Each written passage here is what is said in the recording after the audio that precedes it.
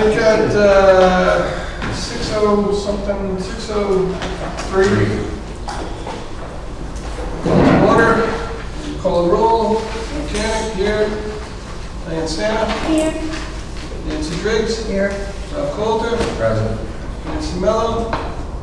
Here. What's he? You're playing with me, huh? Donna Edwards, Ellie Byrne, Jerry Larkin, Dennis Milborn, hopefully they all arrived. Stu, you are our first guest. If you would need to come, have a seat where you're comfortable. Thank you for having me. You're welcome. And so I know you understand, we're here as a Charter Review Commission and we're going through the different aspects of the charter, looking at everything. We've invited the boards and commissions, the heads. You're here preceding Diane and preceding Denise Surratt later this evening. We've met with several others and we have more to meet with. So the question that we have, the overriding is, what are your thoughts on the charter as it relates to the rec commission? Sure. So I did circulate, first of all, thank you for asking me for having me here. I did circulate your request and a copy of the charter to our commission and said basically look at anything where you think that would be an impact. We discussed it at one of our meetings, and not in a voting way, but just to get feedback to share. I think I did disseminate some of that in a prior email, but I'll give a rundown on the pieces that popped up on our end. So first recommendation was in section 401 under organization. It talks about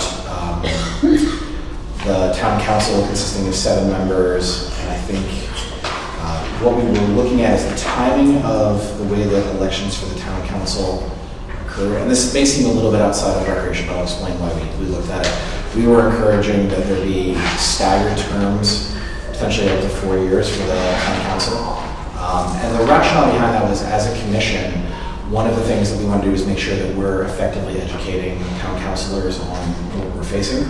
And while there is usually incumbents in the term, a lot of times there are new individuals, and so by staggering and extending the term, it cuts down on the need for that educational period. And again, I'll commend the council. I think every council I've worked with, people have asked a lot of good questions, but it is an educational process. So, and that was one of our recommendations, was just to change the timing. To ensure sort of the continuity. Yeah. The second item was under section 1214, which is fees collected by the town. And so right now, the way that it works is that there are a number of, I think, maybe 2 commissions or 3 commissions that actually do generate revenue for the town in certain places. And one of the things we were suggesting was that a portion of whatever would be generated could be put aside to be used for capital expenditures, or potentially something that we were looking at is if, let's say, for example, there's a petitioner's budget submitted and there needs to be a election that wasn't budgeted for, can be put towards that, not for operational expenses. But the thinking here was every year, regardless of how well recreation does, especially with beach revenue, that revenue goes into the general fund, and then we're back at square one for having to ask for it again. And while we don't have a fundamental issue, that would be nice to know that for any of the entities that do generate revenue, there is a potential pot that could be looked at for that group. So within that, and this again would go back to being the discretion of the council or another entity, it might not always come back to recreation. It could go to historic cemeteries. It could go to somebody else. I think that's kind of where we're envisioning it, but it does set aside for those committees and commissions that generate revenue. So that was one of the things that we were potentially looking at. So, but part of what you mentioned, so if there was a petitioner election, is that what you said? The other part too would be if there are, say, for example, like unbudgeted expenses that the town needed to cover. So one of the way it was proposed in here, this is the language we submitted, town council requested by one of the contributing entities or at their own discretion may utilize funds from the account for town elections or capital expenditures that support the contributing entities. So we were looking at it as on years where you don't have a budget or you don't have a petitioner's budget, then there's no reason, as with the changes that we made in the FDR, you wouldn't need it. If for some reason that did occur as this accumulated revenue, you could pull from that and it would hopefully help the town out in some way. So we were just trying to broaden the scope a little bit without getting into operating expenses. I think that was the other piece. And then the third one that we had was just a tweak to the description in that the DPW paragraph doesn't reflect a responsibility for recreational facilities, but it is. What section are you in now? It's I believe the description under the DPW, section 901, Department of Public Works. And then the other one to look at would be section 1005. And again, I'm happy to share this if you haven't seen it. But the intent would be included, we would be asking for two following items. One, include recreational facilities under DPW powers and responsibilities, which is section 901.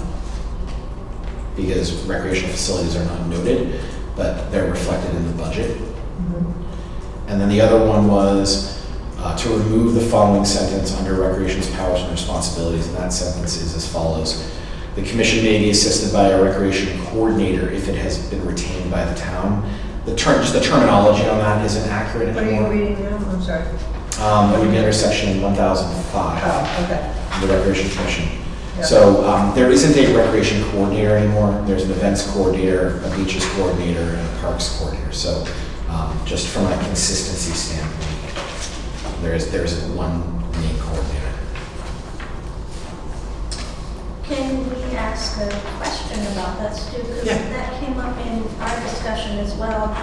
Thinking of how much the recreation program has grown and how many events are planned around town, and it's really exciting to see all of this. And the thought was, you're one person, how are you managing all of this? So our question was, is a recreation coordinator needed? But maybe you could explain the current structure in place. Absolutely. So to go back to, I think when this had been drafted, there was a recreation coordinator who oversaw predominantly the beaches, and that person also assisted with events that the town was running. And at that point, it was really, I think, trunk or treat and then the Christmas event, just those two items.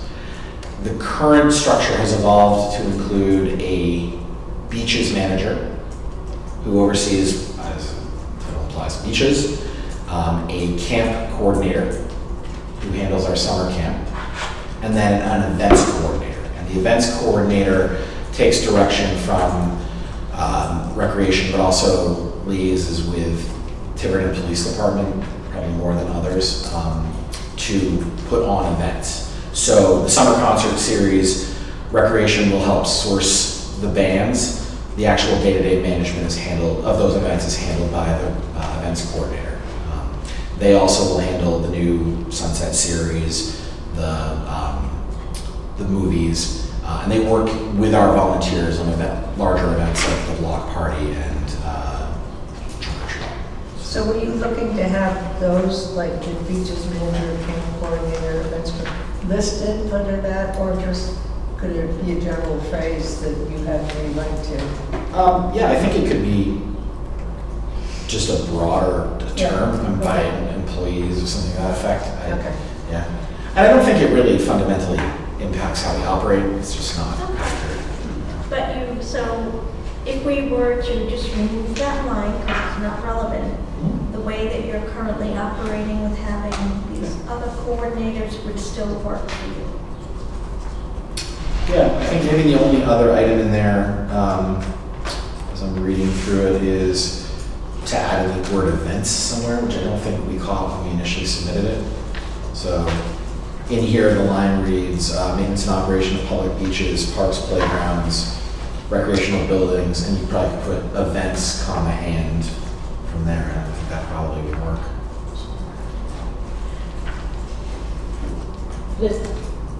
Is that how you want that to permanently go forward? You don't foresee a coordinator overseeing these three or anything? Because I know there was one coordinator, and that really didn't work out great. These are paid positions, by the way, aren't they?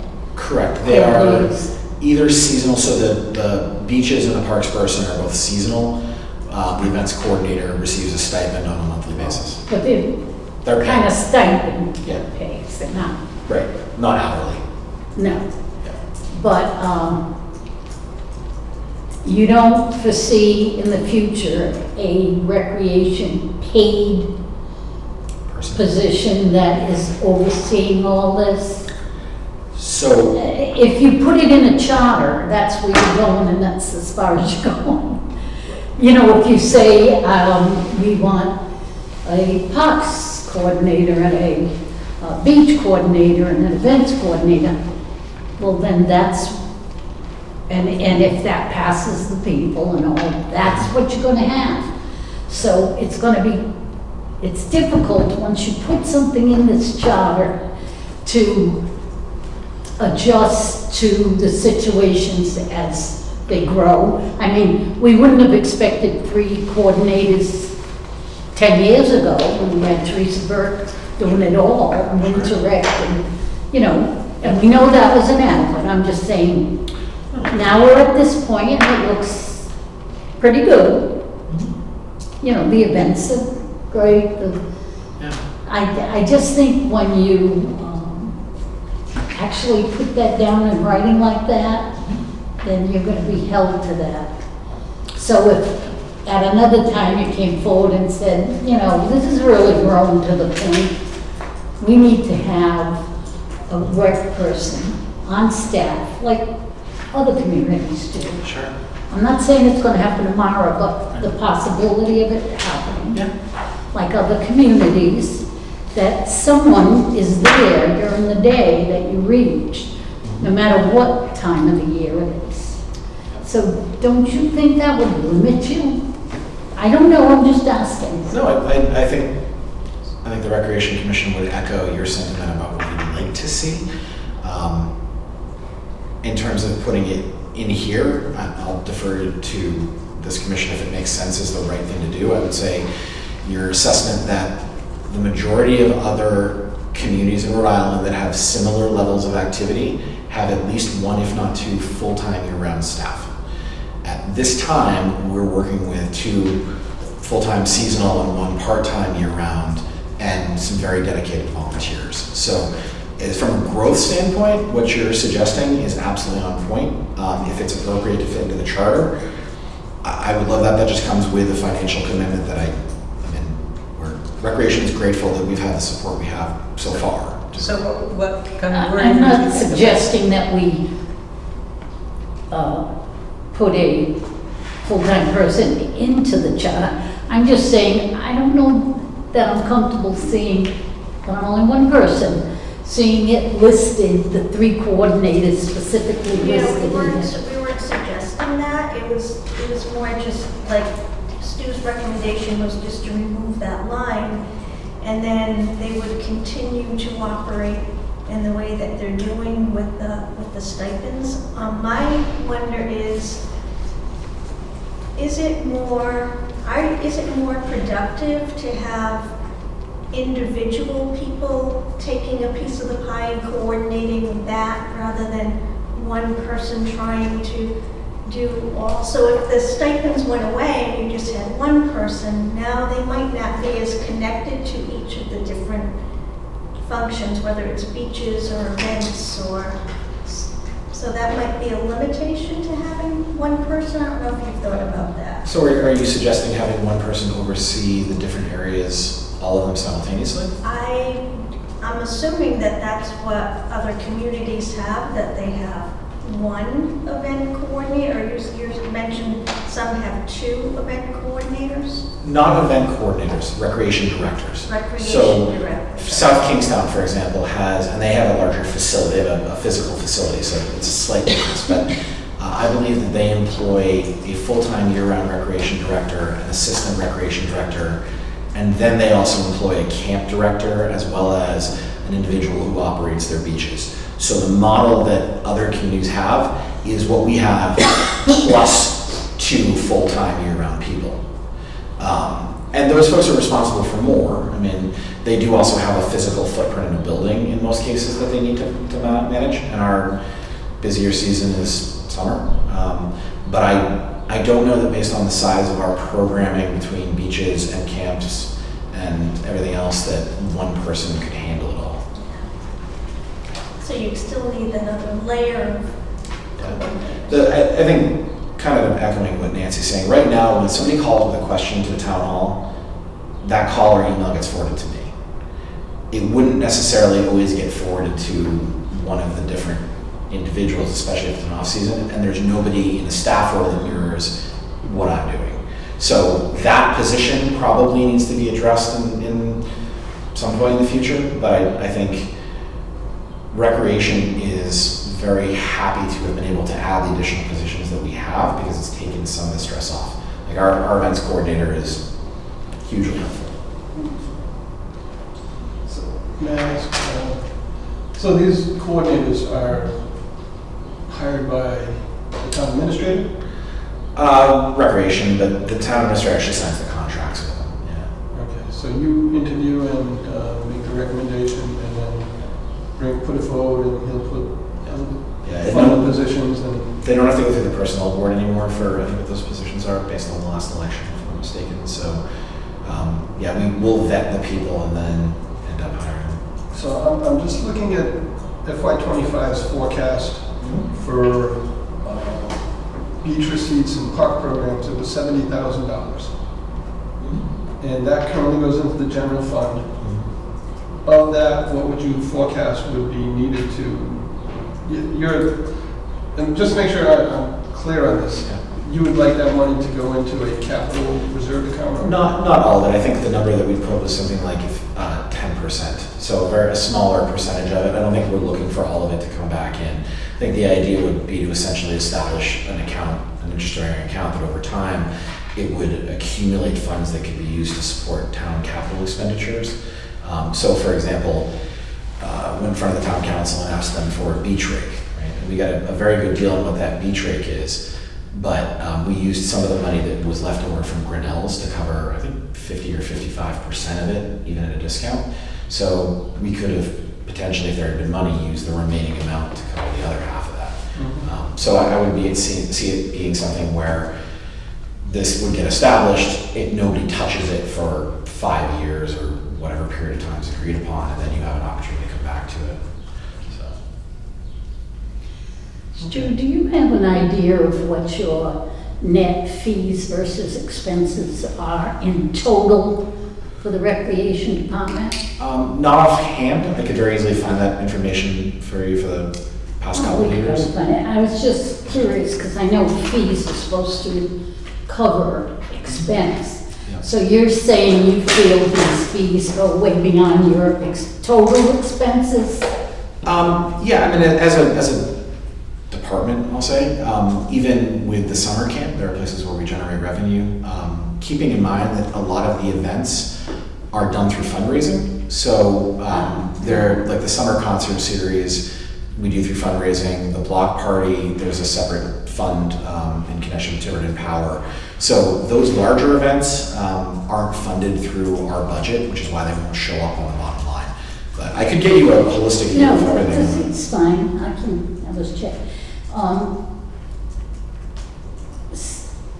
I have to tell you, I'm kind of opposed to taking fees because if each department starts to take its fees and put it in separate little accounts or set it aside for this, that, and the other, it's the fees that work against the budget. The total fees the town collects, be it the ambulance fees, the rec fees, but and I think from people that talk to me, we always thought with the casino money coming in, we should have those funds available. I'm not saying you don't need those funds. I'm saying they should be available. And if we start hitting each department with saying, okay, but some of these fees can go to this for whatever over their expense it's making, and we have no fees to reduce down the budget expense. That's only my opinion, but No, it's fair. but I felt like there should already be accounts for that, for you know, you need a rate for the beach, and, or the fire department needs, I don't know, another ladder truck, I have no idea. But, And where would when you start taking fees away, it has a dramatic impact on the budget. It does. Now, I know where Gil's coming from, and he's thinking just some, maybe 10% of your fees. But it all goes into that one pool. And fees have always, historically, doesn't mean they have to continue, but they've always gone into the general fund. You haven't been allowed to disperse them out for different reasons.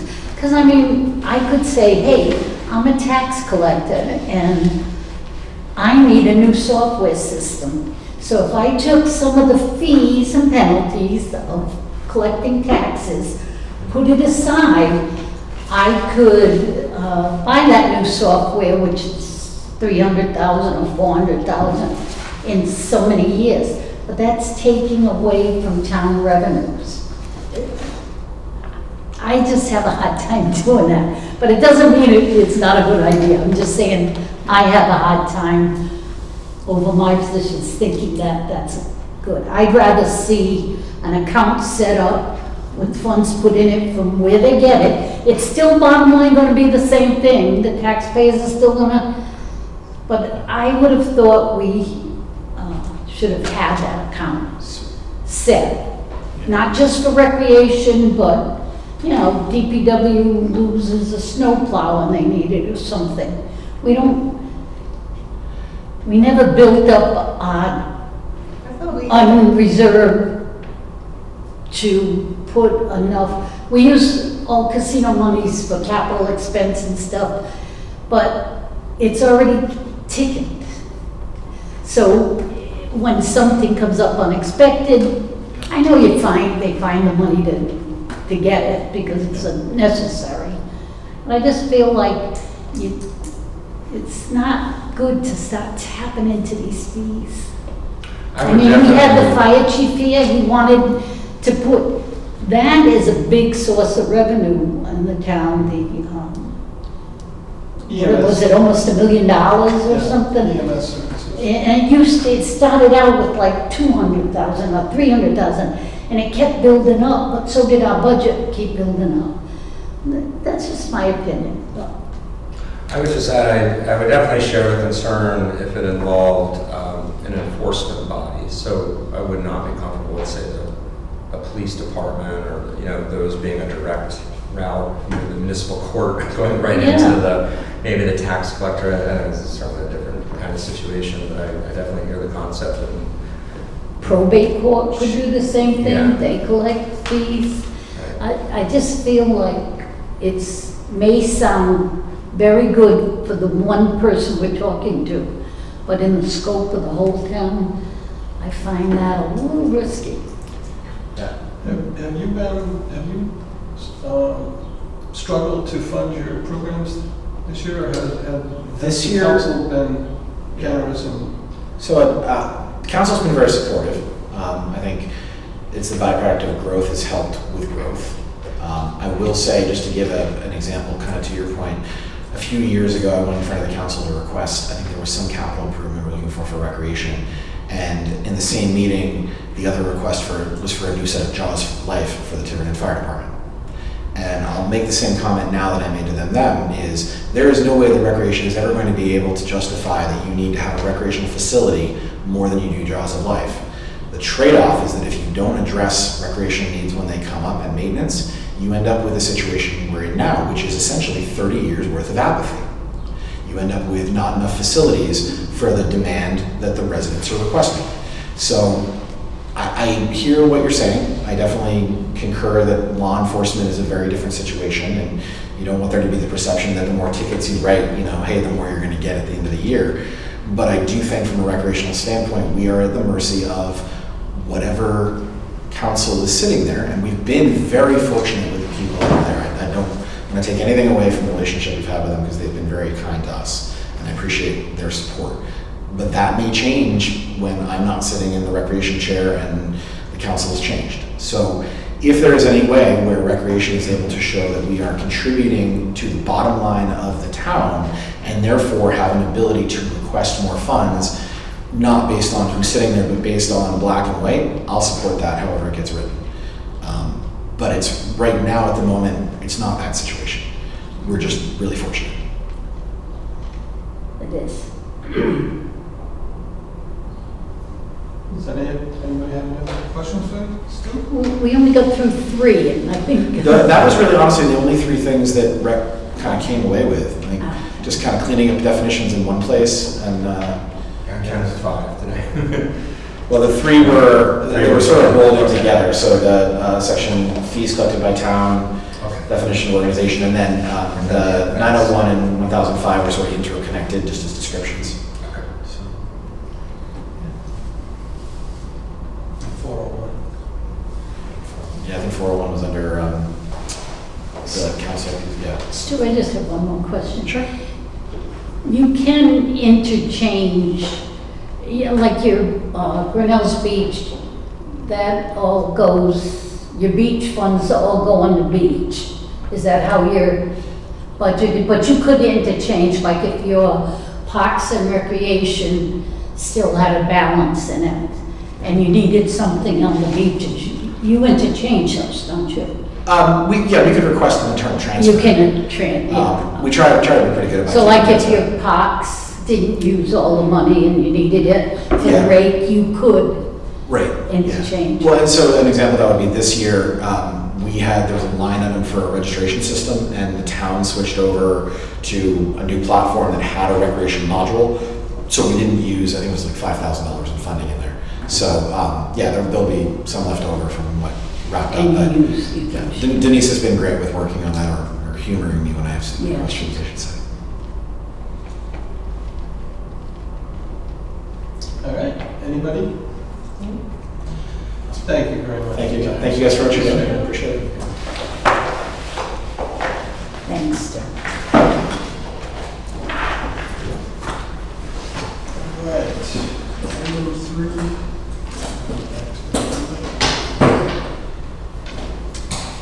I'd like to invite Diane up. School committee is number 3.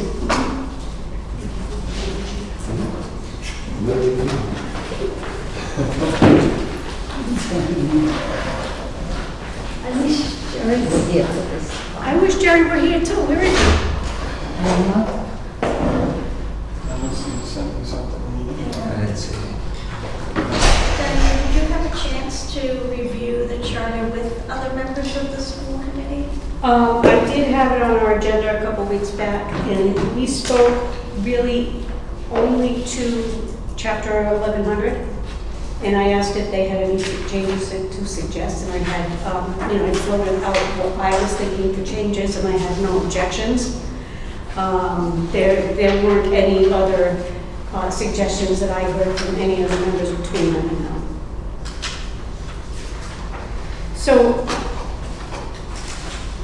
and I didn't prepare, there's something else. You like colorful. Yes, my colorful little tabs and the fact that I'm almost out of paper and I have staples. I learned that this afternoon too. So starting with, because I do have some things I'd like to discuss from the perspective of a school committee person, but perhaps not around chapter 1100. I do want to start with chapter 1100, or article 11, I should say. So in section 1101, and this is specifically what I had run by our members, the second to the last sentence, the school committees shall annually elect a chairperson, vice chairperson, and any other officers they deem appropriate. In practice, it has never been annual elections.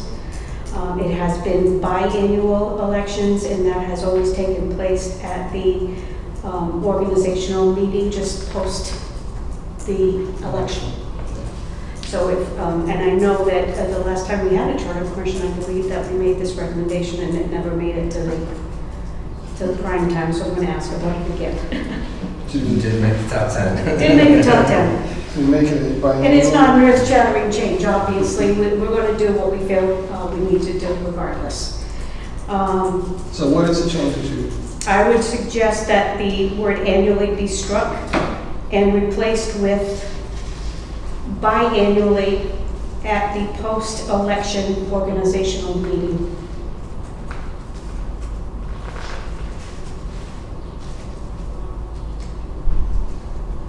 Okay. The first post-election meeting. That would be great too. There have been times, however, that we have post-election meetings with the old committee. It was still waiting for certification. So I was trying to Oh, so word it we don't accordingly. have to, so just have the post-election. Okay. The intention is for whenever the new committee is, after we take the vote.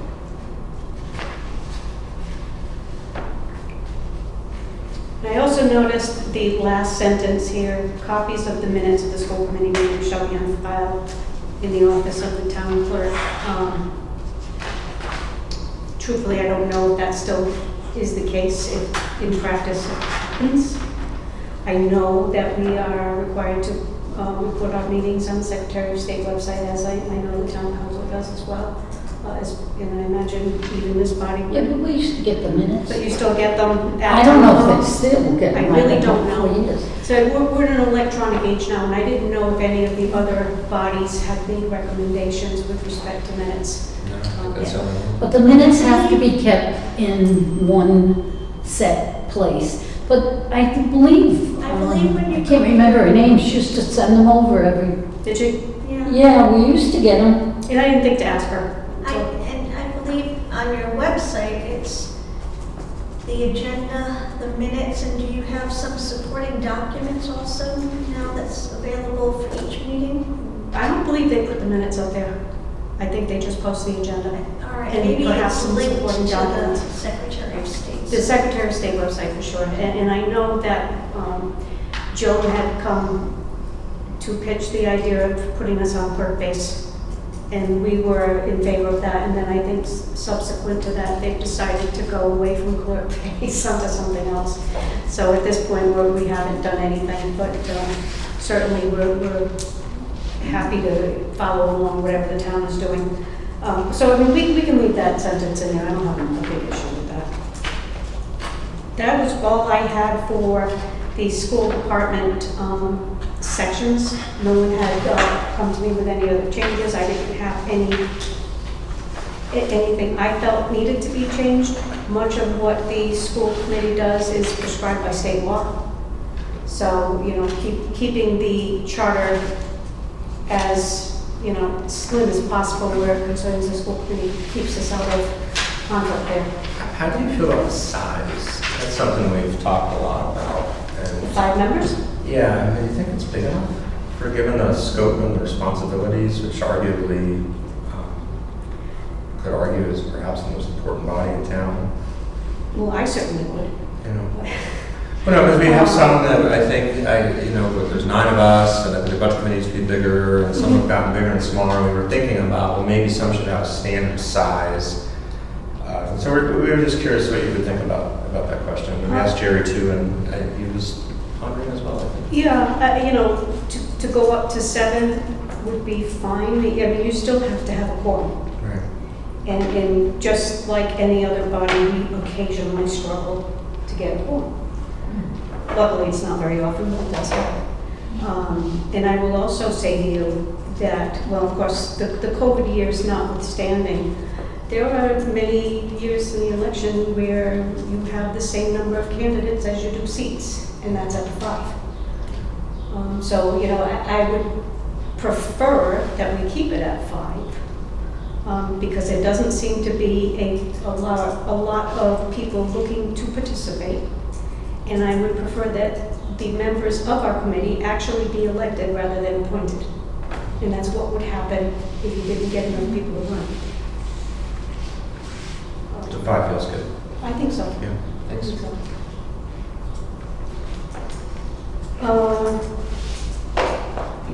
So on a, if you don't mind, you don't have anybody else, so. Well, we do, but not for a while. You Not for a while, You okay, have so- this. You have I have the stage for a few minutes? Exactly. Okay, thanks, Mike. All right. And, to Stu's point on section 401, I think it was, I support what he said about the town council in staggered terms over 4 years. I think that makes perfect sense. I mean, it's what we have. And, that transfer of knowledge is important in the 2-year cycle. So I agree that would be a great recommendation. Last week, I did see that you were going to start discussing the budget process. And I don't know how far you got with that process. And certainly my comments now are my own and not reflective of anyone else on the school committee. But I do think that the budget adoption process needs to be revisited, really in its entirety. First and foremost, as a concern of the school committee, as a member of that school committee, the timing of the budget process is problematic. And what I mean by that is, at the end of the day, that we've had to enact a number of staff reductions over the last couple of years. We have a June 1st deadline to send layoff notices to members of the NEA. Our final budget wasn't sealed until last night. We had a full month of worrying that we didn't lay off enough people. And I don't think that's the way we should operate our town. I would like to see that the quote-unquote final appropriation be determined before June 1st. I think a lot of towns do it. I don't know why we can't. We have to change our fiscal year. No. Many towns have a July 1st fiscal start, June 30th fiscal end, and they all get in there in May. By June 1? By June 1, have that final budget number. And then you can have your hearings, you can have your FTR process if you decide to keep the FTR provisions. But I do think that we are running a big risk with not having, we would have to send out even more layoff notices just to scare people if we thought that there was a good chance our appropriation would be changed after June 1st. I don't think when you're trying to run an educational system, it's not a good thing. So you have a June 1st deadline to post your layoff notices. Yes. A budget at June 1st would make it a real challenge for you still. Well, no, I would prefer to see it by May 15th if possible. Right, well, that's where I'm Before driving. June 1st. Yeah, my thing is, I was looking at the timing, right? So we're required, as well as the town clerk and treasurer, to submit our budget by March 19th. Then you see, and then the town has another week to do theirs, fine. But then you go property tax revenues, another 2.5 weeks after that. I don't know why, they need that much time. And then April 25th. Are you in the charter currently, Diane? I'm sorry? Are you in the charter currently? Yeah. Referring to? Yes, I'm sorry. I'm on page 3, section 301. I want to make sure we're quite literally all on the same page. Oh, no, sorry. So, high level, right? And you have a joint budget workshop, and I believe that's required by law, so I'm not going to have anything to say about that. But March 19th is the initial budget to come in from the school committee, town clerk, and town treasurer. Then you have the 26th for the rest of the town. So really, by the end of March, all of the expense budgets have been put together. And then you have basically a full month of nothing happening between coming up with revenue estimates and the budget committee. Now, again, this is my personal opinion that the budget committee concept has run its course. That it has no budget setting authority any longer, where it used to, and that perhaps we could look at other options to manage the town's finances. That's, again, just my personal opinion. I'm not a member of this group. I see that on item number 7, the town council shall adopt a preliminary unified budget before May 13th. I would suggest that that could be done several weeks before that, where both the town and the school department have crafted their budgets by March 31st. That they would be putting in a preliminary vote long before May 13th. But this is an ordinance, isn't it? Don't they have to advertise the ordinance? Not for the preliminary budget Oh, ordinance. no. Wow. Then they have to go through the advertising processes for a public hearing, right, the 2 weeks, and that is under number 9. You know, I've just penciled in, that should be done by May 15th. And at the conclusion of the public hearing, they could adopt that final budget, let's say by May 20th.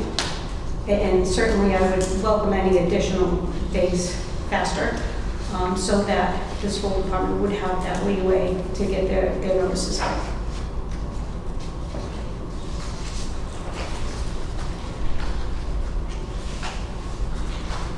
Again, I imagine you'll be discussing the referendum.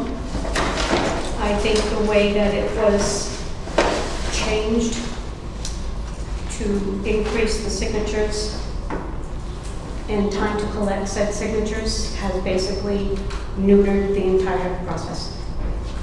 And in my opinion, it's just not even worth the paper it's on. It really should just go. If you're going to have the town council adopting the budget, have them adopt the budget. The way I say it, again. The 3% unreserved general fund, I happen to think that's adequate. And I know that there are members of the town that wish to go higher. I work in finance and banking. Yes, capital requirements are much higher for safety and soundness of depositors. I don't think a town our size needs to go higher than 3. Is that on a, That is on section 310. And again, just my opinion. Diane, when you say that, I can sympathize with you. You have to go the whole month of June and you're kind of on eggshells waiting to see what actually gets passed. I mean, the town council didn't take their final vote until last night. But not until the town council approves the budget can I go forward and put an alternate budget in that can affect that school budget. This could still happen. Someone could file a petition. They have. So that would kind of throw that whole idea out that you didn't give out enough notices or whatever you by law are required to do. But even after that, could come forward with an alternate budget. And I could say, and I want to cut the school department, Sure. $500,000 or something. And it would, how would you handle that? You still would have to probably lay off additional teaching staff, but you couldn't. Right. So really, that figure is, that timing is kind of Which timing? Which timing? the timing of what Diane's saying, that, you know, she'd like to see it pushed back a little bit, which doesn't seem to hurt. Might give more time in between for a petitioner to put in an alternate if they so chose. But it would still be all, I was just trying to think, it would still be all too late for you, for the school department. Well, the current budgeting process, as I understand it, the elected petitioner can't even act on putting another thing in until what happened last night happened. Right, so then they have 10 if that days. time schedule was moved back, the alternate petition would have more time before that fiscal end, but it would not help Diane in any No, but way. again, my recommendation would be to eliminate the petition process altogether. Enough to say, you may not want to agree. say that the voters have no say. And The this voters may have be no a difficult process Yeah. I know, but it opens an avenue for it. I don't think it does. I think the Well, maybe 300 that's signatures- the part we need to, Well, there's another thing we haven't talked about, which is the June 1st deadline. We're just assuming that that's fixed in time, right? And that is This state is another law. state requirement that Yeah. makes things hard. Yeah. So the answer could be to petition to change that as well. Mhm. So I'm just throwing that out there. I'm not. And frankly, you know, if someone files Is our a petition budget- and won, let's say, a reduction of $2 million on the school budget, just throwing it out there, at this point, we'd have no choice but to go for rule, But is- because it would hurt us that badly. Don't, So we would not want is our to. timing of when we do our budget unusual from a lot of the other It is. cities and towns? It's much later. When do they, like, Most of them are done by mid-May. Which we could do, but every time we've talked about this, then the answer we get is that all of our estimates will be off. So that's the trade-off. But that may be better to just. I mean, we're required to put in our estimates. estimates by mid-March. Actually, aren't they, like, the very first workshop, isn't that like in December, the first week of January. January? January, Yeah. January. So they're obviously, we're always gonna have that problem. Yeah. I That's think- just a handshake kind of thing, let's get to each Yeah, other. yeah. And that's always the trade-off, is the earlier you go, then you're told that, oh, we don't have accurate figures. And then the later you go, you put the school board in bind, so it's. No, it's a tricky, and no matter what, I mean, even if we were to set our budget on June 30th to open July 1st, we still have so many variables on the school side that we cannot even possibly predict. What has hit us very, very much the last couple of years and continues to do so is out-of-district placements for special ed. We continue to get more and more children that we require to send out for specialized services. It's unbelievable, and it's so expensive. And that's not something we can necessarily always predict. Right, that'd be nice to Children have move into a town. contingency, right, to have a contingency account for that, because you can't predict Yes. if somebody who requires $100,000 a year worth of service is going to move into town. So that is a variable, and then also you've been hit with the state aid and the change in enrollment and all of that. So there are constantly barriers, but I'm wondering, when you submit on March 19th, your preliminary budget, could that be the kickoff for a petition or budget? Or just for more public input? So we definitely want people to have an opportunity to have a voice, but if you're submitting on March 19th, that would be their first. And actually, your meetings all along as you're developing that budget. It's in public. So I just think that maybe we just need to make people more aware of what the budget process is. And I know a lot of times when parents find out that it's the final vote, they're like, why didn't we know all along? Well, maybe this process could help make it more transparent, so that when you are having all of your budget discussions leading up to the final or to the preliminary budget that you submit on March 19th, there've been opportunity there. And then when the town council is reviewing the budget as well, there's an opportunity for the public to have a voice. Excuse me for 1 second. I apologize. I am off this week from babysitting, so when I looked at the calendar, it said nothing. I forgot to put the meeting in. So I came to get a book. I came to the library to get a book. When Tim pulled in and I said, oh shoot, there's a meeting. well, So I apologize, I might want to stay.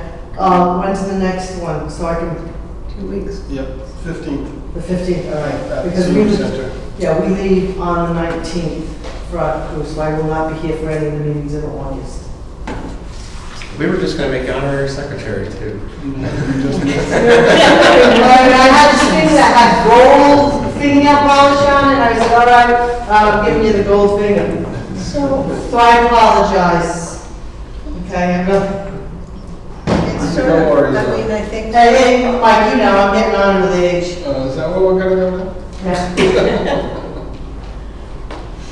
I preliminary sentiment. See, revenue's not submitted till April 15th. The The what? school submits the preliminary budget the 19th.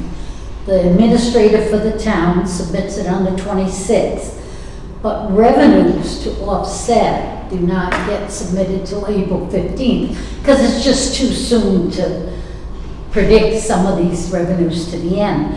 So that gets on April 15th.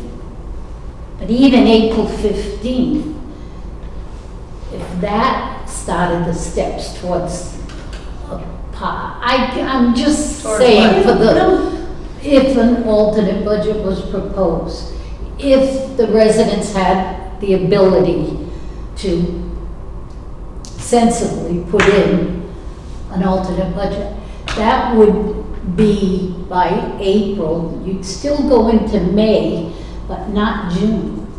Why couldn't the budget committee and the town council submit their preliminary budgets also close to April 15th?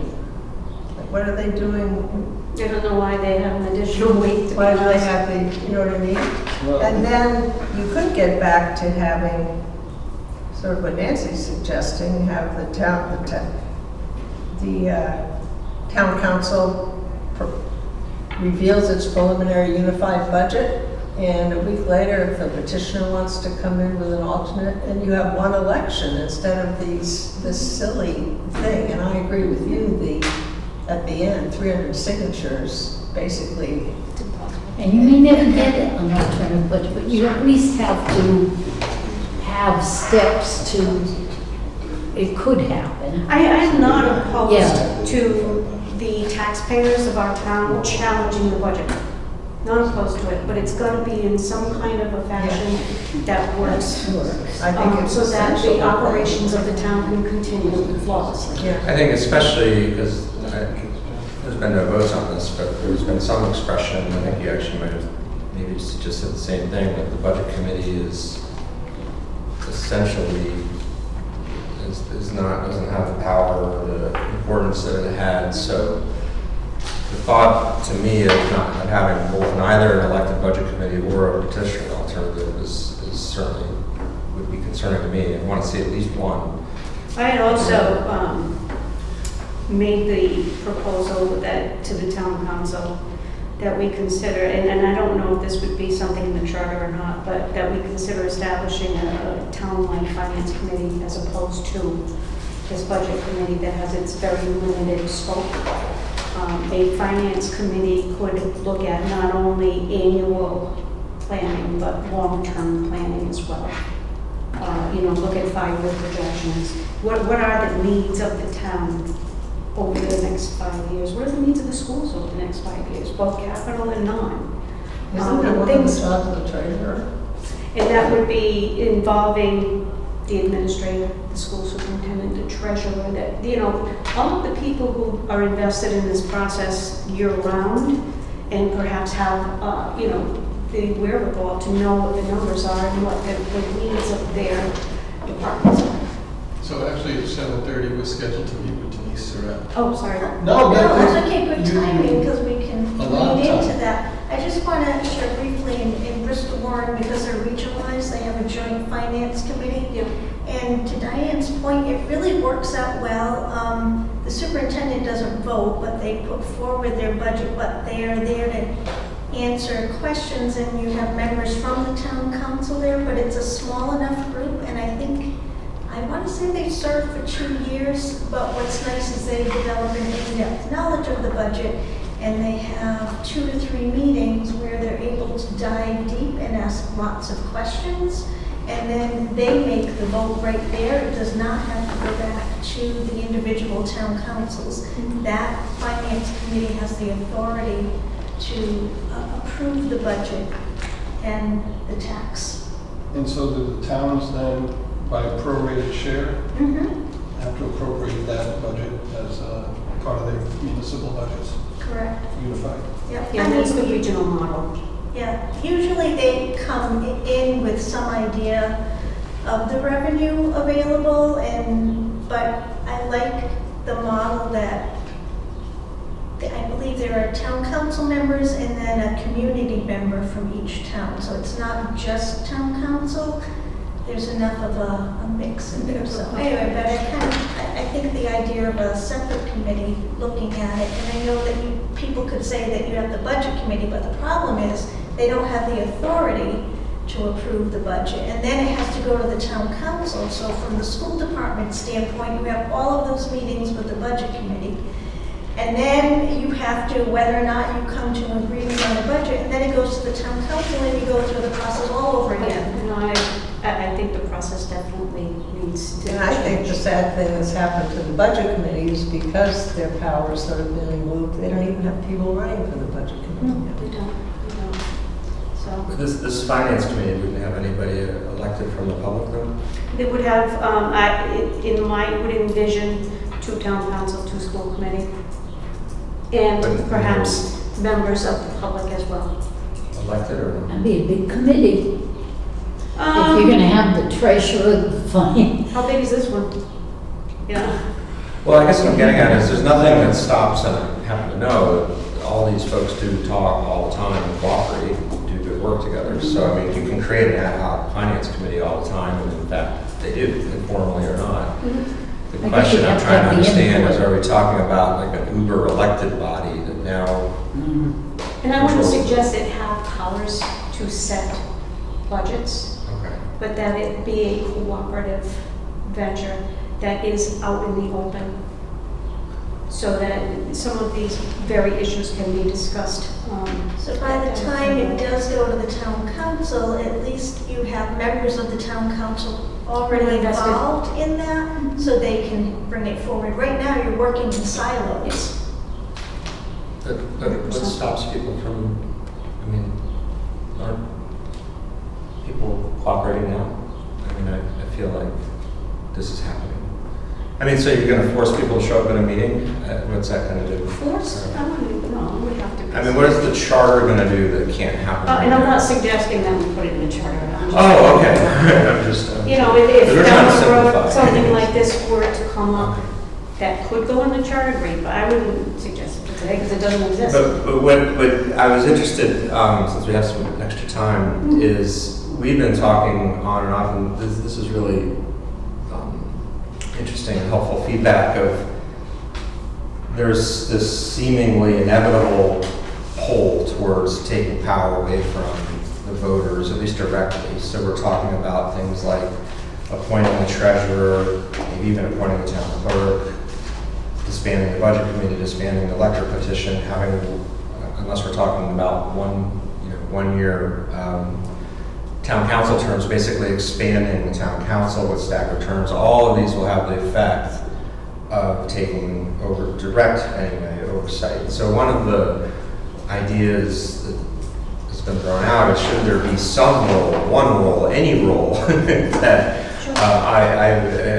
and I'm just making up a phrase, but like inspector general or auditor, or so when you said finance committee, I got really interested in that because I started to think, because I'm kind of sympathetic towards appointing the finance, the treasurer, or whatever that title might be, but thinking a lot about making sure, just like in many organizations or corporations, that person has a sort of a whistleblower route or an audit route or a way to just not be sort of a direct line. And so when you said finance committee, I got interested in thinking maybe there should be something like that.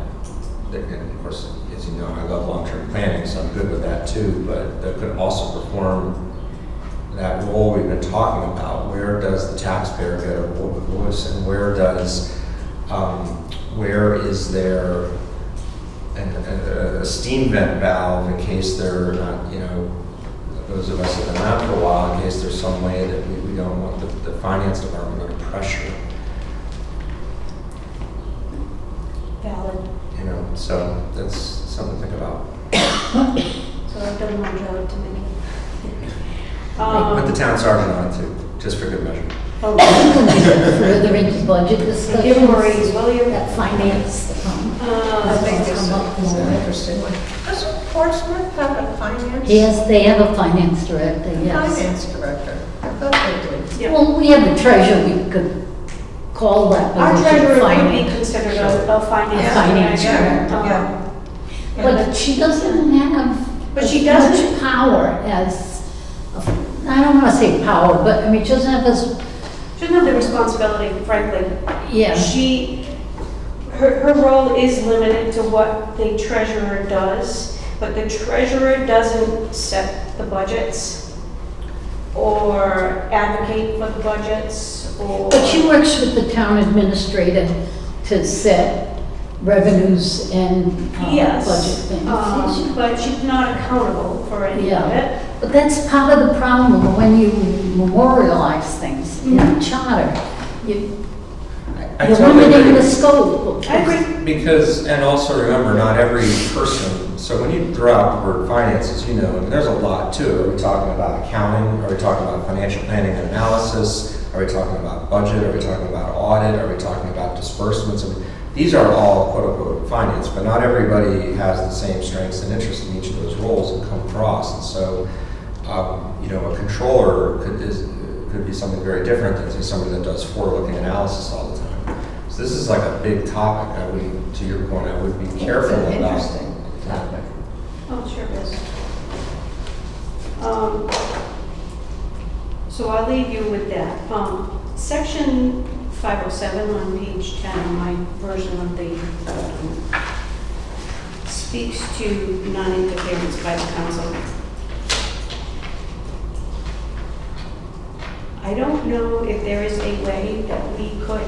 Now, the school committee has statements regarding separation of powers in our policies, but it doesn't rise to the charter, such as this, where in this case, the council shall not direct or request the appointment of anyone, or, you know, it's very much gives the town administrator the opportunity to run the town without interference, Correct. supposedly. Yeah. And the same expectation is in place for the school superintendent by law. I don't know if perhaps this non-interference clause could be expanded to include the schools, that all elected officials not interfere with the administration of the town and the schools. Just a thought.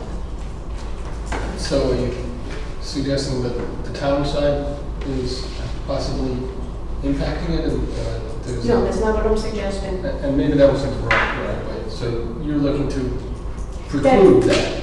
Or- Right, so that you have a town council, they're an elected body, they're oversight.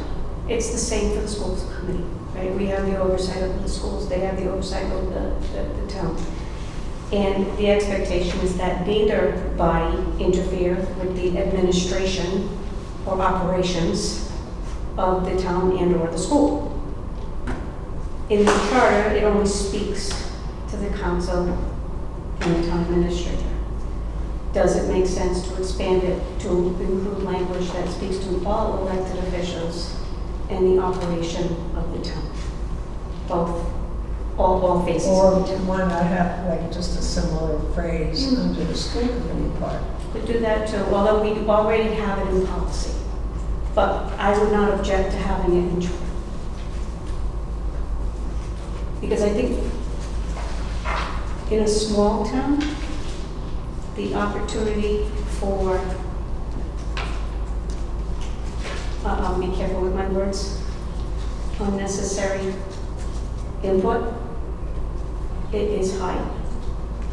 And I think a lot of times the employees of the town, be they town employees or school employees, feel the pressure to comply for fear of their jobs.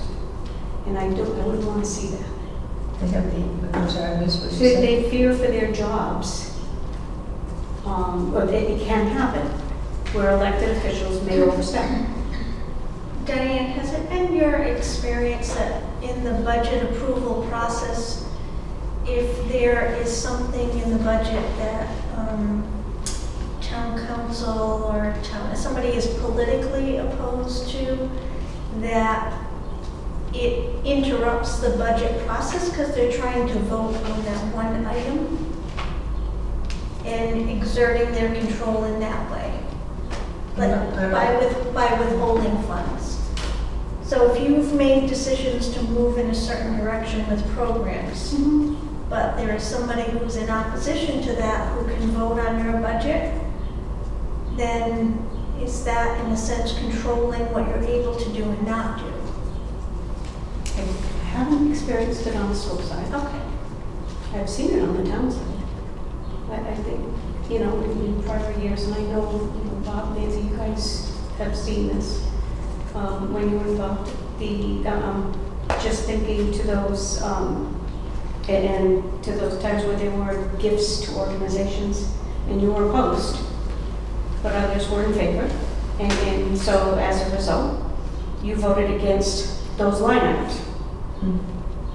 That's not an influence thing as opposed to just being politically opposed to spending money in a certain way. But I have not seen anybody say, well, we shouldn't fund the fire department. They've got too many guys, we're only going to fund half of them. I haven't seen anything like that, and I don't see where that would even be possible. Good.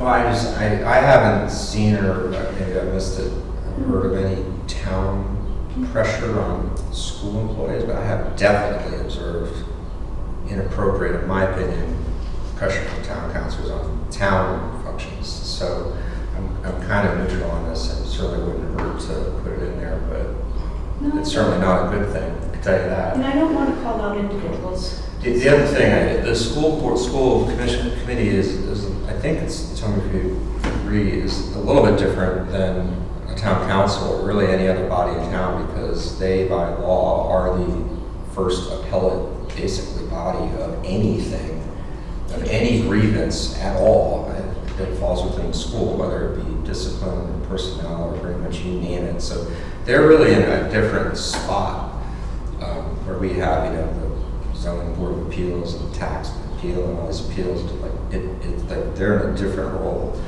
So that's not directly on point to the town interfering with that, but that's all the more reason why there's a very clear process on the school side that is different than any other part of the town.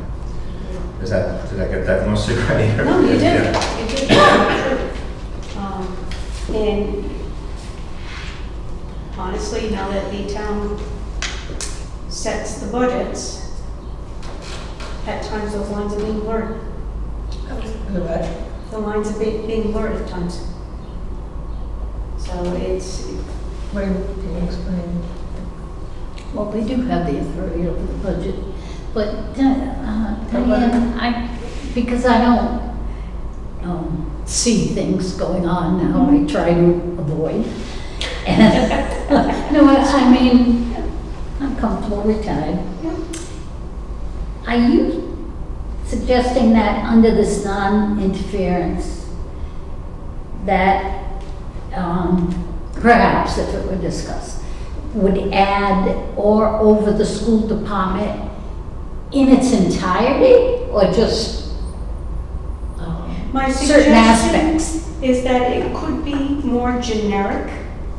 If you were to perhaps change this to read, neither the council or school committee or any of its members shall direct or request the appointment of any persons or give any orders directly to the administrators, in our case the superintendent, and in the town's case the administrator. This is exactly, council members shall not direct or request action by the town administrator other than through the official vote of the body, and that is the same standard on the school side. So I'm wondering if it should be something we consider expanding to include all, or not. Again, we do have it in our policy, but our policy does not carry the weight of said charter. But isn't No, your because you policy, can amend or change policies. We can amend, change policy, we can ignore the policy. Yeah. let's face it.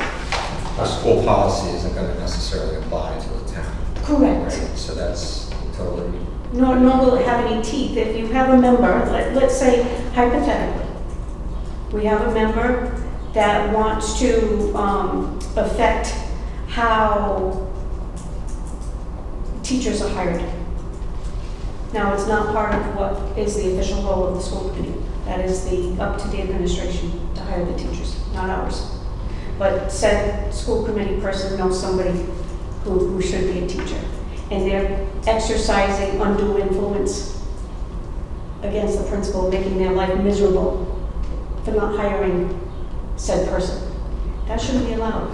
And that school committee member should be admonished, should be something which could happen to said school committee member. And this is just a hypothetical. I'm not saying this is what's happened, but trying to come up with examples of how that could be applied. Could you email us that part of the policy? Mhm. I'd like to see that policy of yours. Yeah. Are you saying it's identical to this? No, it's not identical. No. So, No, and could honestly, you just email me? I'd like to see that. I mean, it's in your policy. It is in Or our we could do it policies. online. yeah, it is. Yeah. It's part of the 200 series, and actually we're reviewing that series now. What I'm going to be proposing to the school committee is that we change it from 80 million policies to one school committee code, if you will, that combines everything. Because right now we have, a policy with 2 sentences, turn the page, next policy, 2 more sentences, it's just a waste. So trying to condense things a bit. So most of the items in the charter, if they're not specifically stated, then state law rules and governs. Yes. Do you have the same oversight at the state level for the schools? Oh, even more. And so, do they not have any kind of prohibition against interference in their policies? State law gives superintendents prescribed powers as well as principals. And then it separately gives school committees certain powers. So they're very specific about that. So for example, school committees no longer are responsible for hiring anyone except the superintendent. The superintendent has the right to hire who he or she wishes to hire as staff. And the principals working through the superintendent as well. It used to be that the school committee would ratify hiring. That's no longer the case. So at the state level, do they have a prohibition on the school committee from interference in the administrative aspects of the superintendent? I don't think there's anything It's specific the there. They don't have Education to- Accountability Act, correct? Did I look up 16 for me? I hesitate to add something to the charter that is already covered. Yeah. And that's, the only point of, because everybody. No, that's fine. Because- How about if we added something like that the school committee is required to abide by, not even required, just has their own policies and state and federal regulations that they abide by. I think it's already there. But you can change a policy. The school committee shall have other duties, responsibilities, and powers provided for in state law.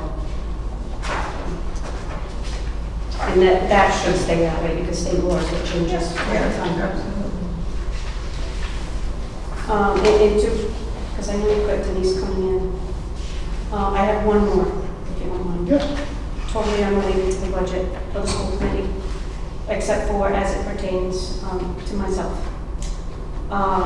Section 1209 recall. oh, that one.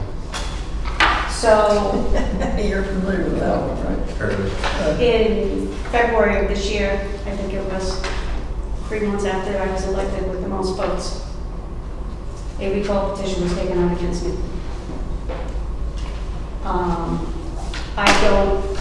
The signatures have not yet been collected. I don't know how active people are in looking for signatures at this point. I would imagine probably not very.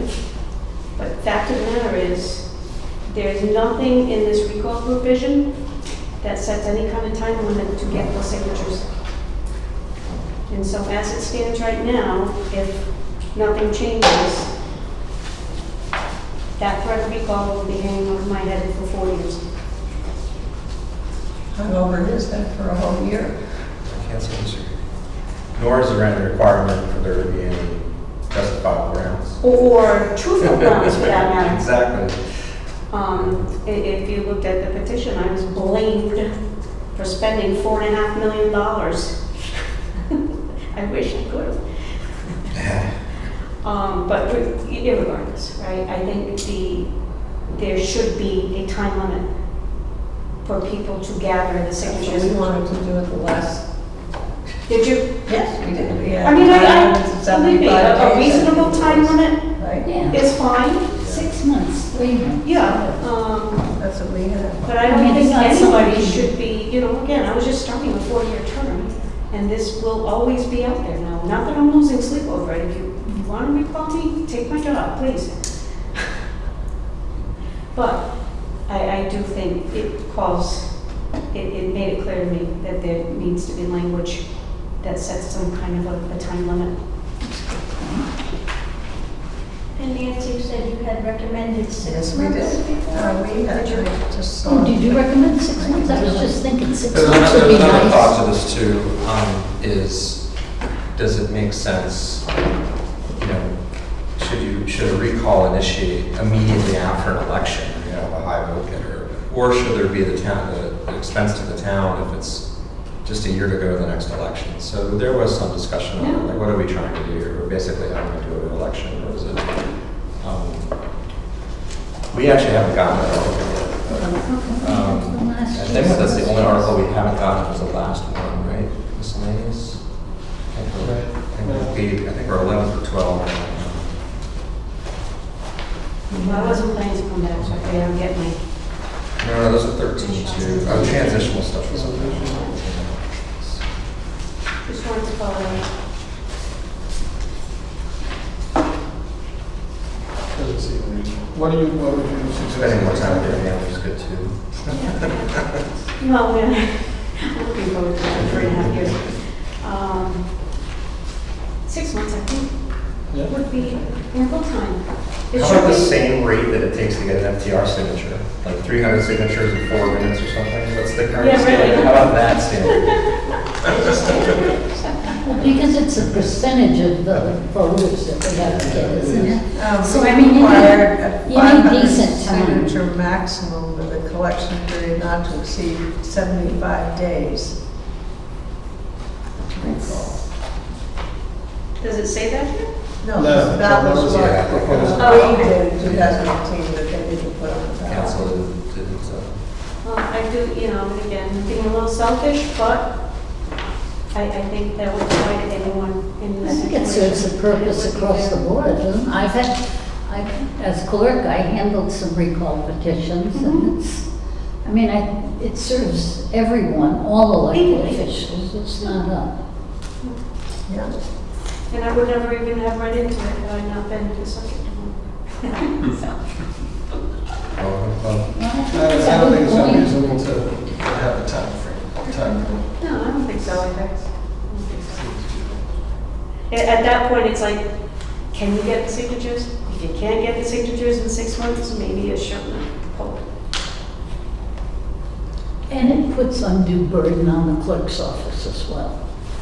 Yeah. Because they bring in so many signatures, and then never completed, and Yeah. They have to be It's a validated. difficult thing to Remember do. that guy who was collecting, he'd come to every town council meeting, he'd stand there collecting signatures. Outside of the town council meetings? Yeah. It's just Well, I mean, nasty. you need a process for that, but it's a slippery slope, because I think, to your point, once people can just fabricate and defame you, and you can't do anything about it, but then who's gonna judge what's true or not, right? So you start to get into that First Amendment thing, but what we had talked about was, and the Charter Review Commission was before my last term, right? We had talked about the recall process shouldn't be right after an election, because the the people just spoke. It shouldn't be right before an election, because that's just a waste of time, right? And there needs to be some kind of Some kind of guardrails around it. you know, you can't have someone with a term of office of 4 years, especially if we expand the town council terms to be longer, which there seems to be some discussion of that.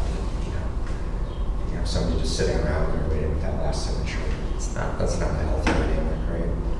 So, but we haven't gotten to article, that's the only article, I believe, because the school is 11.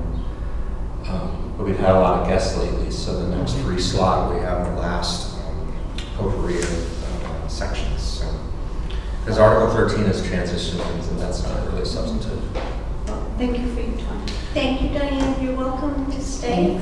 Denise is here. And I can finish my coffee. Denise, do you want to come down closer? Thank you, Diane. Thanks, Diane. Is that a hot seat right there? Yeah. This one right here. Oh, wait.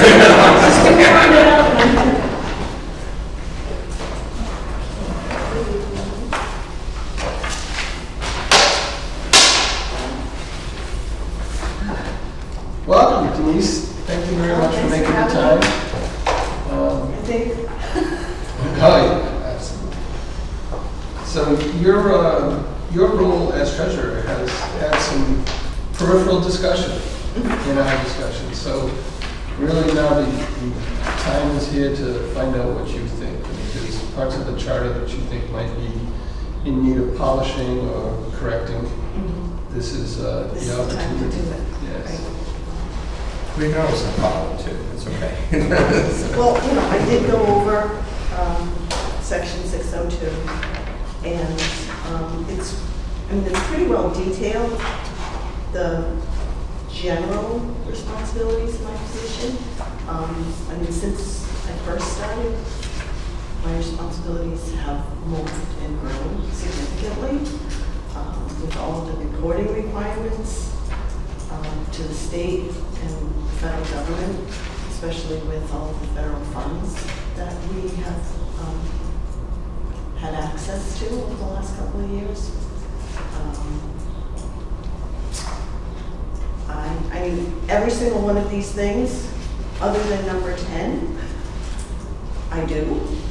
I wasn't really sure, because if looking at number 10, if you read it, it basically says that I can use professional expertise if the department, board, commission, even the school committee was going to spend over $500,000.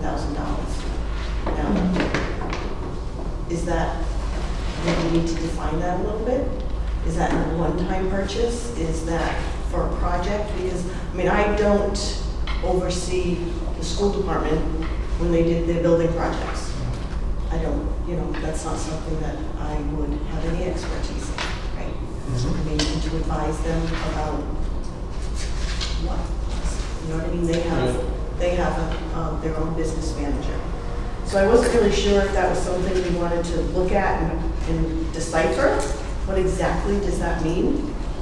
Maybe Nancy has some historical thoughts about that clause. Well, remember, you're going back, 500 was Right. a lot to now it's in the millions, so. Exactly, that's You know. another Yeah. thing, the thresholds. Not that I'm that old. I do serve on the pension board. I do, help out with the capital plan. Of course, that has evolved too with the casino revenue. So I had a question about that. What's it called, capital improvement or something, or no?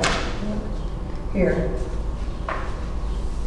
Capital improvement plans, is that what you're talking about? Number 7. Yeah. Okay. I get involved with that. We talk about it. My department, we don't have a lot of capital. The capital in the town is basically police, fire. It's like tangible things, right? Tangible projects, like things we need, fire trucks, ambulances, those kind of things. Correct. Anything that has a useful life, typically over 3 years, would be considered capital for accounting purposes, that kind of thing. So have you had any discussion with the town council now about this whole North End project? This is coming out of the capital account, is my understanding. The North End project. That we, The revitalization. Yes, thank you.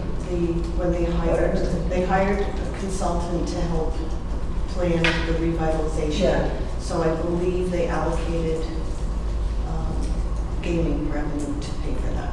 which is going into the capital account, isn't it? Gaming revenue goes into a restricted fund for allocation for town uses and school uses, for capital. For capital. Right. So you mean because it's not, well, it's a tangible product, a plan, could be considered capital. And where else would they? It's not going to have a life, it's just a 3-year. You know,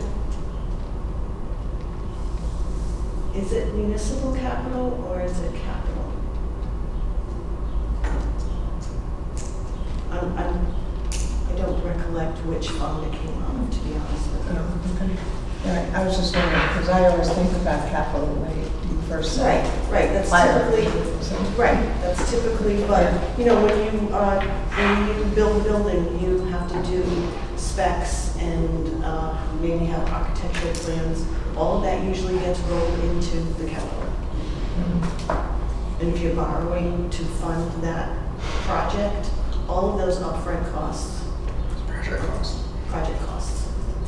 And they will get, if we're capitalizing, if it gets capitalized, like when the library was built, all of those upfront costs Yeah. now are rolled into Yeah. Yeah. the capital at the end. The other one I was just interested in was number 2, monitoring the spending by all departments, boards, and commissions to ensure budget. How often do you monitor that? I mean, how do you monitor that? Well,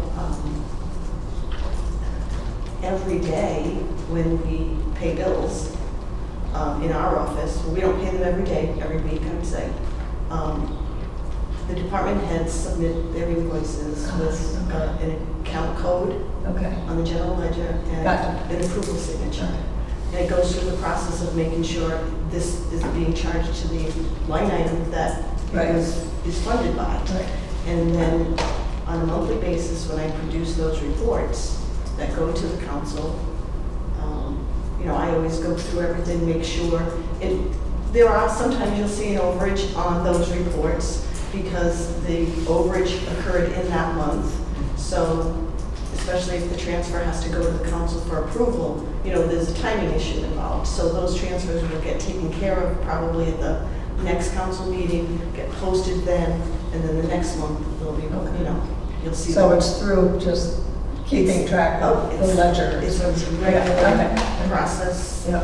on a regular basis. Yeah. And when we have department head meetings, I give the department heads their budget to actuals. The department admins are constantly asking us for their actuals, so, because they track in their own departments what their spending is. And we balance it, you know, hey, I'm a balance with you. Oh, we made a mistake, they made a mistake. One of the questions that was discussed is the position, town treasurer, elected versus appointed. And I'll speak from my own personal experience, working with you, working with Chris, as I was the budget committee chair, that you are a highly qualified financial individual. I never had any concerns about information I received from you. That may not be the case in another election if a person is elected that doesn't have your background, knowledge, and experience. How do you feel about the... Scared. You feel what? Scared. About what? You know, I understand the point of this position being elected, that in certain cases, you know, I get to say, I don't think that's what was intended. Yes. And I have a little bit of, you know, has a little bit of teeth to it, like, oh, the treasurer said that wasn't what she expected it to be. You know, whether it's where you're charging something or what fund they meant, whatever. But the qualifications are an issue if this were a position were to just go out for election. If you can't vet the person that's going to run, Right. I mean, we could find ourselves in this position we were in 12 years ago, which was not a good position. So you have to kind of weigh that, but I mean, it's been on the ballot, I think, twice already. What has To changed change to appointed? Now, I went through the league's salary survey, 39 cities and towns, and collected some data about what other communities have. There's only a few communities that continue to have an elected treasurer.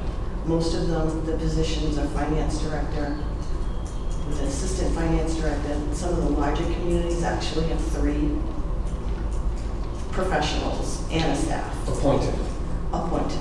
yes. Right, and some of them, there's a document on the league's website, the league's website, that is a compilation of all 39 cities and towns, of all of their positions. There's actually like a summary page for each town, who's appointed, who's elected, if they're appointed, who appoints them, council, town administrator, or town administrator with the approval of the council, lots of information. Unfortunately, it's probably about 10 years old, but I think that the gist of how they run their city and town is right there on that summary sheet. So there's only a few elected positions left. I think 8 elected town clerks left. Yeah. But Well, we spoke with Patrick a few weeks back, maybe a month. He mentioned he didn't tip his hand either way, although he did say that we're one of the few communities that still has an elected treasurer. I'm sure It's it's a slippery slope. So what are you scared about, keeping it elected? Well, scared that when I leave, if another Yeah. person was elected that couldn't do Right, what the job requires. right. I mean, I came into an office with trash bags of stuff, invoices and just receipts. everything just thrown into a couple of Nancy can help, a couple of big black trash bags. And stories that were, just. We talk about it a lot, and we've also kind of run the same analysis on every other elected position. Like, we have an elected judge in one case, we've got elected. So it's been a tough. If you could vet the people before they went on the ballot. That's the trick, right? And appointed or elected, we've also had a lot of debate of how much particularity should the charter have about qualifications. And all of us, I think, I had said in the prior meeting, have experience with people with great resumes that have these really great degrees, but they're not nearly as qualified as this person over here that may not fit the traditional. So you start putting that's a tough, that's a hard challenge. And then apart from that, I don't think I'm the only one that's voiced this concern and it does seem to be a momentum towards less and less direct voter control. So where could there be or should there be someone, say, in your desk to have a direct bypass like you would see in a corporation? Often the CFO has a direct line to the treasurer on the board or a direct line to the auditor. So we haven't solved the problem, and I've been talking a lot about that if we go with an appointed treasurer, in my opinion, we need to bake in sort of whistleblower protections. There needs to be something there. I'm not saying it would happen under the current situation, that you wouldn't have the strength to stand up to the power, but I think that piece would need to be included.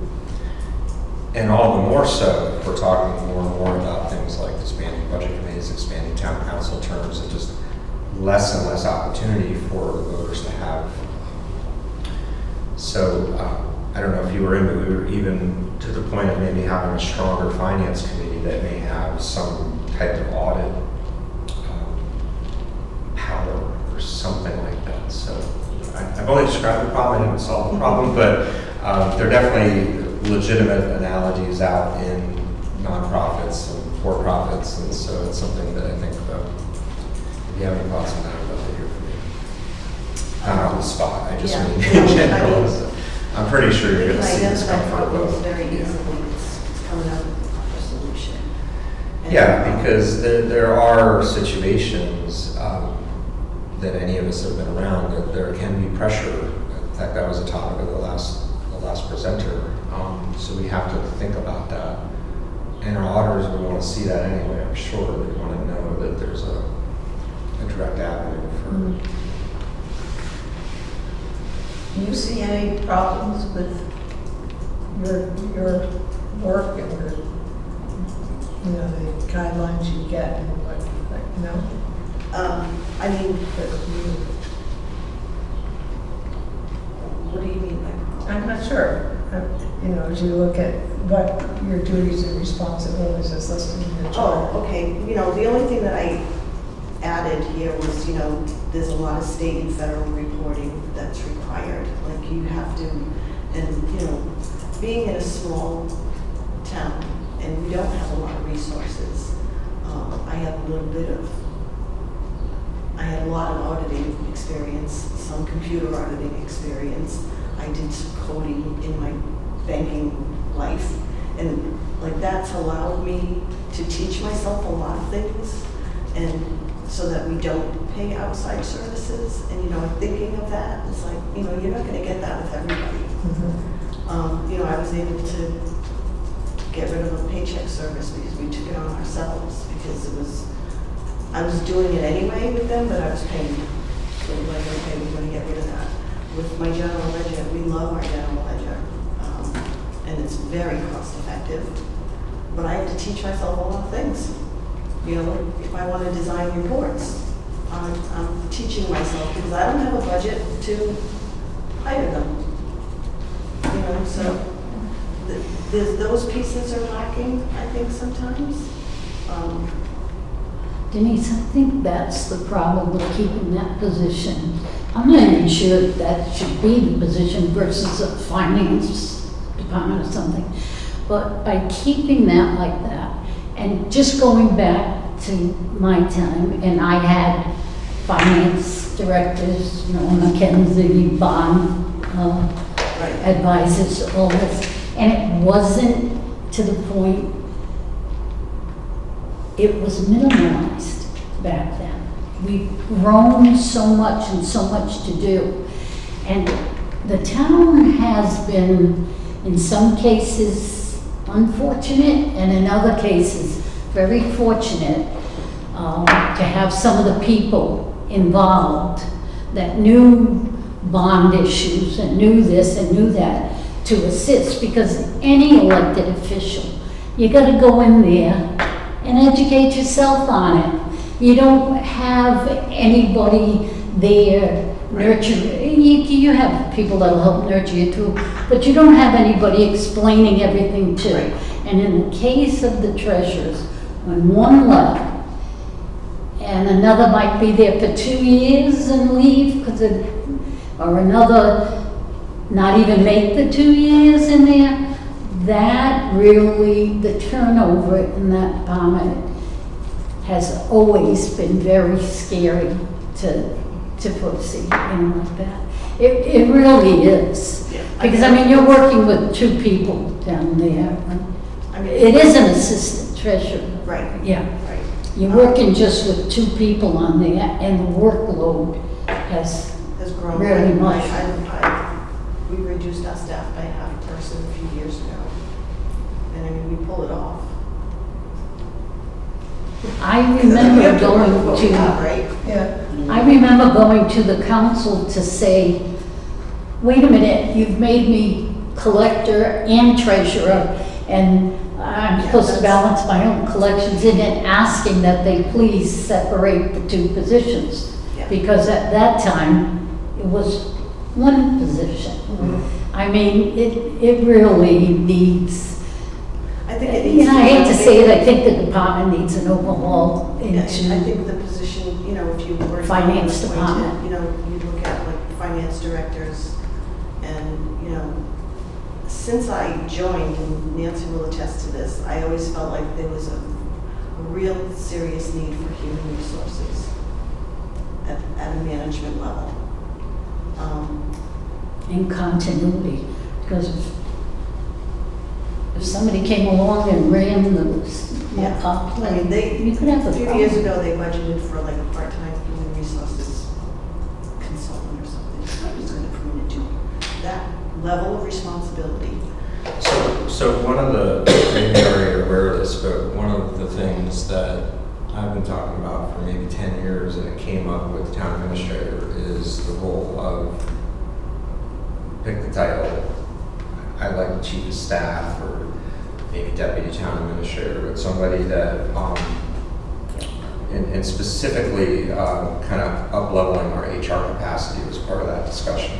I wouldn't, that would be like the only thing this person could do, but could also jump in and fill gaps, and so that has been Put out discussed. fires that Yeah. erupt every day, so that the Exactly. town No, administrator can no stay human focused resource on department. things that are, you know, because everybody has good intentions and we have plans and something's happening all the time that takes his attention away from what, you know, and I think with the council, 2-year terms, you know, people get on the council and they have an agenda, a good agenda, a bad agenda, whatever it is, but it takes them 6 months to figure out their role, 6 months to get an initiative going, and then the next 6 months they're deciding if they're gonna run again, and then they're gone. And whatever they had planned on falls by the wayside unless somebody else picks it up. We talked about the concept of staggering. Staggered terms and longer terms is an absolute must, in my opinion.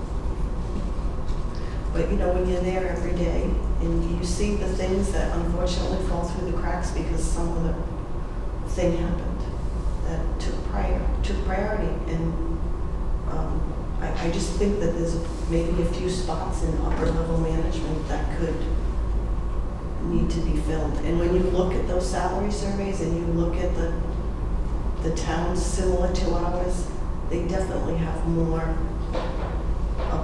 Structure.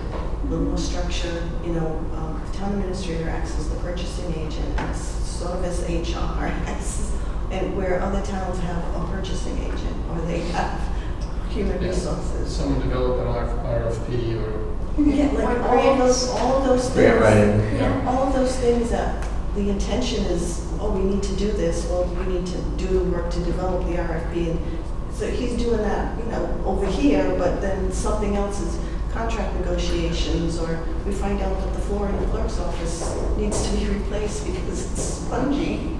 You know, all those things are happening all at And the same with the time. complexity of everything, the expertise needed to do all of that is much higher than what it was maybe 20 And years ago. teaching yourself, basically, and teaching yourself takes And time. hoping you get it right. And hoping you get it right. Yeah. Yeah.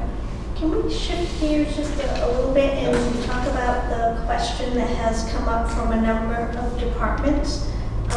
Wondering if the revenue that they generate, if a portion of the revenue could be set aside for capital expenses for their department. And one number was thrown out, it was like 10%. Is it possible because they feel every year that they're, you know, trying to work within their budget, but then either like a high cost item comes along that they need that they're not able to budget for, or something comes up unexpectedly. So that has come up, and there are kind of mixed views, and we were just wondering from an accounting perspective, is that allowable? What would it look like, and what are your thoughts? Well, the first thing is the charter would have to change, because there's a clause in the charter that all the revenue goes into the general fund. So it would have to, you're talking about creating restricted accounts by department.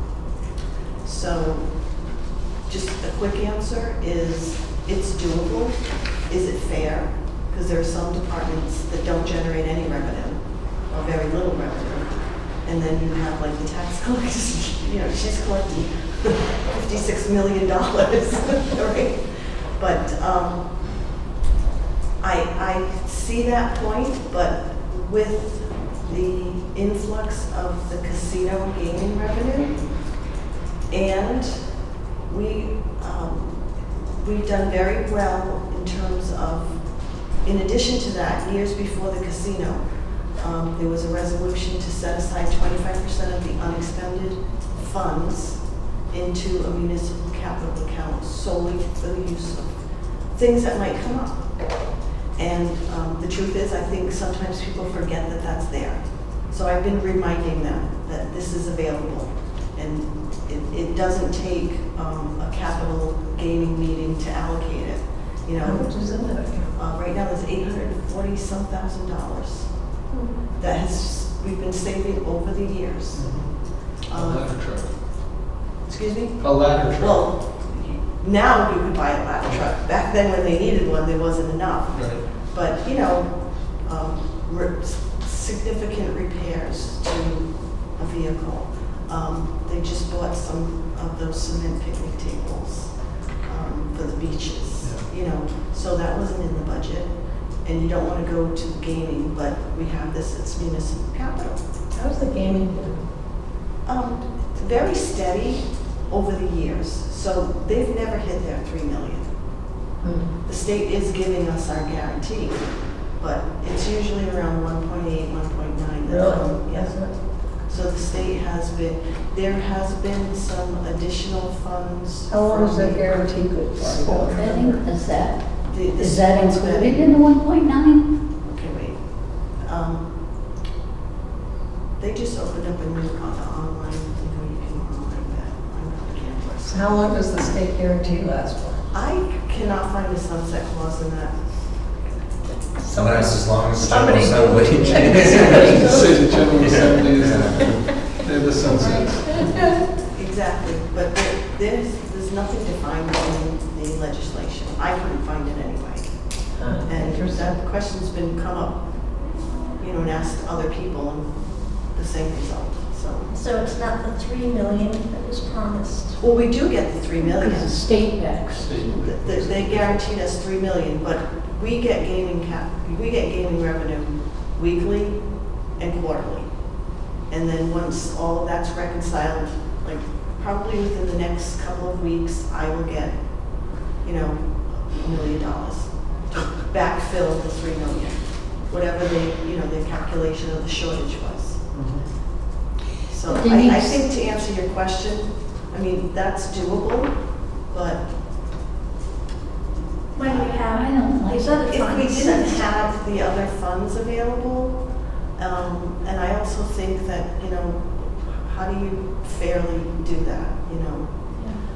I know it's come up with recreation, the beach revenue, that kind of thing, but, you know, they've gone and gotten capital gaming money, they've gotten, the picnic table is a perfect example, they got that from the municipal capital.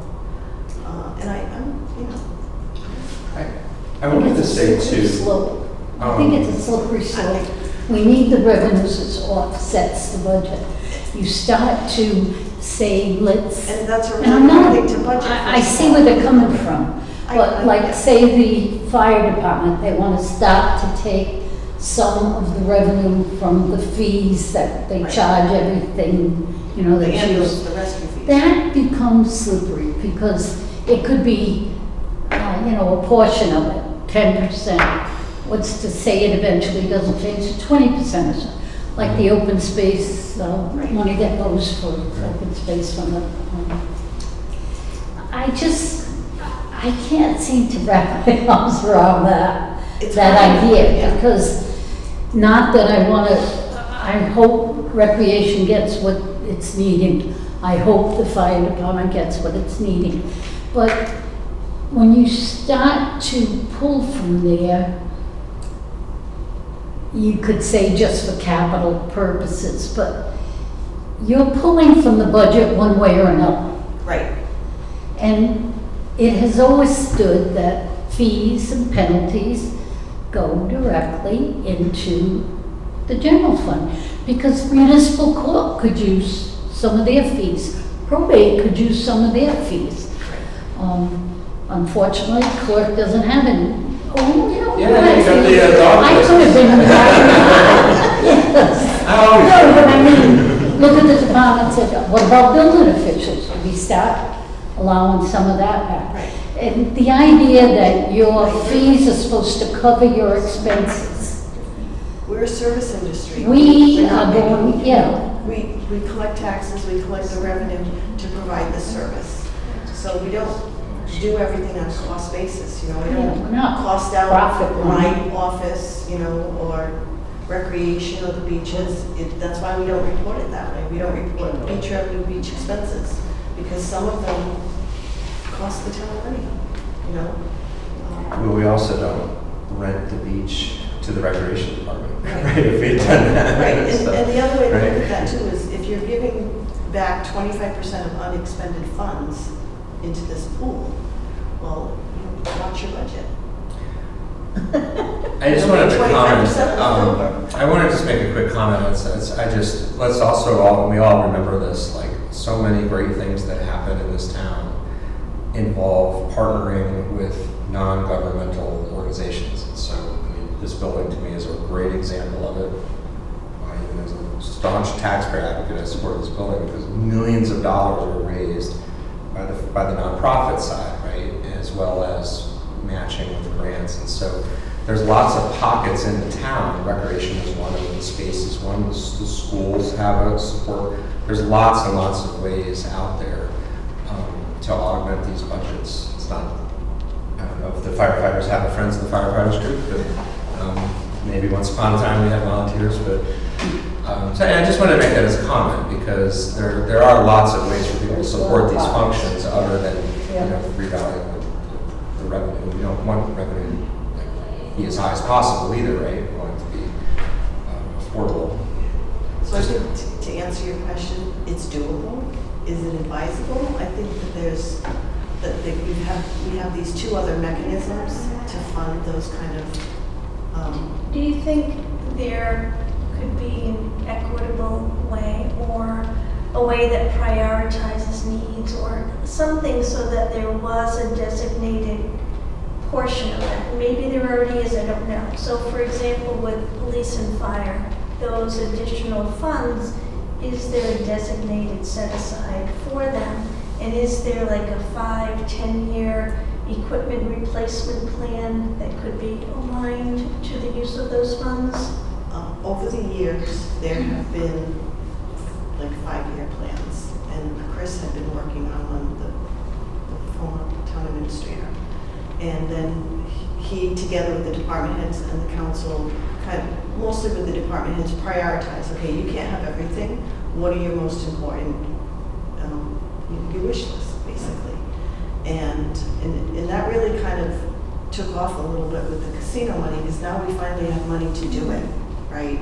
Because before it was always just a wish list, quite honestly. And if we were going to buy anything, we were financing it, and there were no extras, none. So now, they have a little opportunity at least to get those wish lists addressed. So there is a priority list, if you will. It's constantly changing as things break. Yeah. When the snow plows are plowing, or the ambulance just went down last week. I mean, those are big ticket items, and you can't go without them. So that's the plan we have. It's always shifting based on what's happening today. But no matter what account the casino money and going into this capital account or something, it still has helped to keep taxes down, right? Huge. Because that's what When I say this on camera, that's the best thing that ever happened. What? Oh, yeah. I mean, I can it just has tell allowed you, us when to the do. town was voting for it, that's the first thing they said, I want it because it'll help keep our taxes down. It's indirectly, because all of those things that have to be purchased. Right. We are no longer taxing you for on the Right. tax bill. Right, yeah. It's coming in the casino is footing with it. Yep. And it's allowed them to do all of those things and improve fleets of cars and, just the renovations at the town hall. So many people are coming in like, what's going on? I mean, I've been there 13, 14 years and we've never done anything other than paint. But there's things that need to be done that are. I hate to ask this, but just something. My mother was 5th generation Reno, Nevada, so I used to go out to Reno a lot and you'd see these casinos. And some of the people, the patrons, were pretty needy people. And, do we have any feedback of the, no different idea there? Yeah.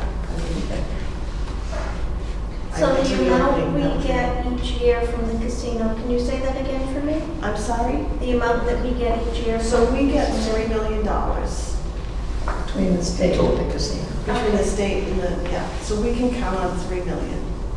And I think the plan was that the council, everybody puts together their wish list, their plan with the town administrator, and then he went to the council with an extensive list, and he kind of mapped it out with the priorities, 1 year, 2 year, 3 year. And, they discuss it, they have the department heads go in and discuss it, and they allocate the funds by resolution. They've gotten off track a little bit over the last few months because things have come up, and it's like, it fits the casino, the definition of the restricted account. It's just not fitting in the timeline. They were trying to do that one just once a year. So, they want to get back to that. Diane, do you have any comments related to the casino funds and their distribution?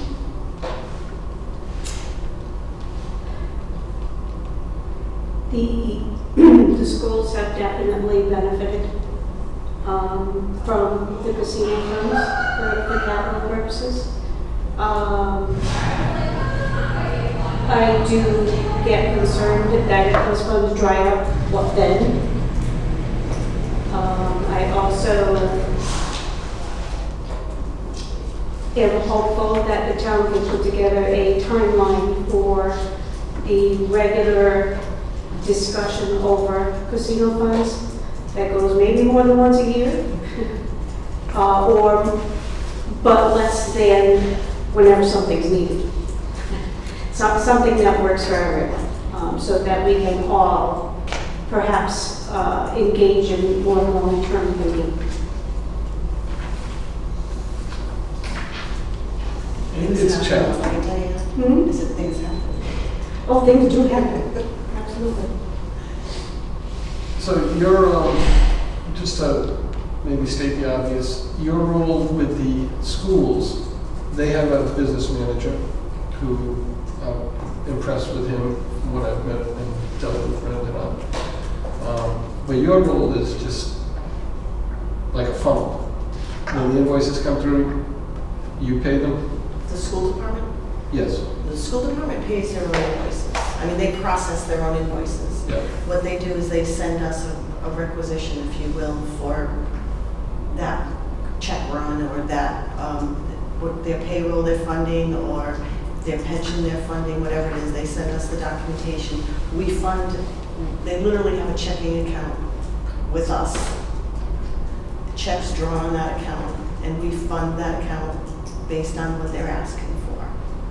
And, we charge their appropriation and, keep track of that as it's spent out. So Diane had mentioned earlier the concept of a combined financial committee. Would that be the correct term? Townwide Finance Committee. Oh, okay. With the treasurer, clearly, administrator, superintendent, maybe the chair. The business manager. Business manager, correct, yeah. Has that ever been a concept that's been discussed? This week, Yeah. I mean, it's been thrown around, but never really any detail behind it or what the objectives would be. Is it, what are we there to discuss? I know that there's been some discussion with, I talk to Brendan all the time. The town administrator's been collaborating with him as well on trying to coordinate and combine some functions that they do, we do. Why don't we do it together and try to save some money kind of thing? So I think that's something that you would discuss in that committee. So to some degree, you sound like you've I guess we have started, but not formally. It certainly doesn't include any of the elected officials. Okay. Well, it does. Oh, well, it's okay. For now. You mean bring in The boards, yeah. But I mean, that's happening just, as we do our day-to-day jobs. Hey, It's a function of you.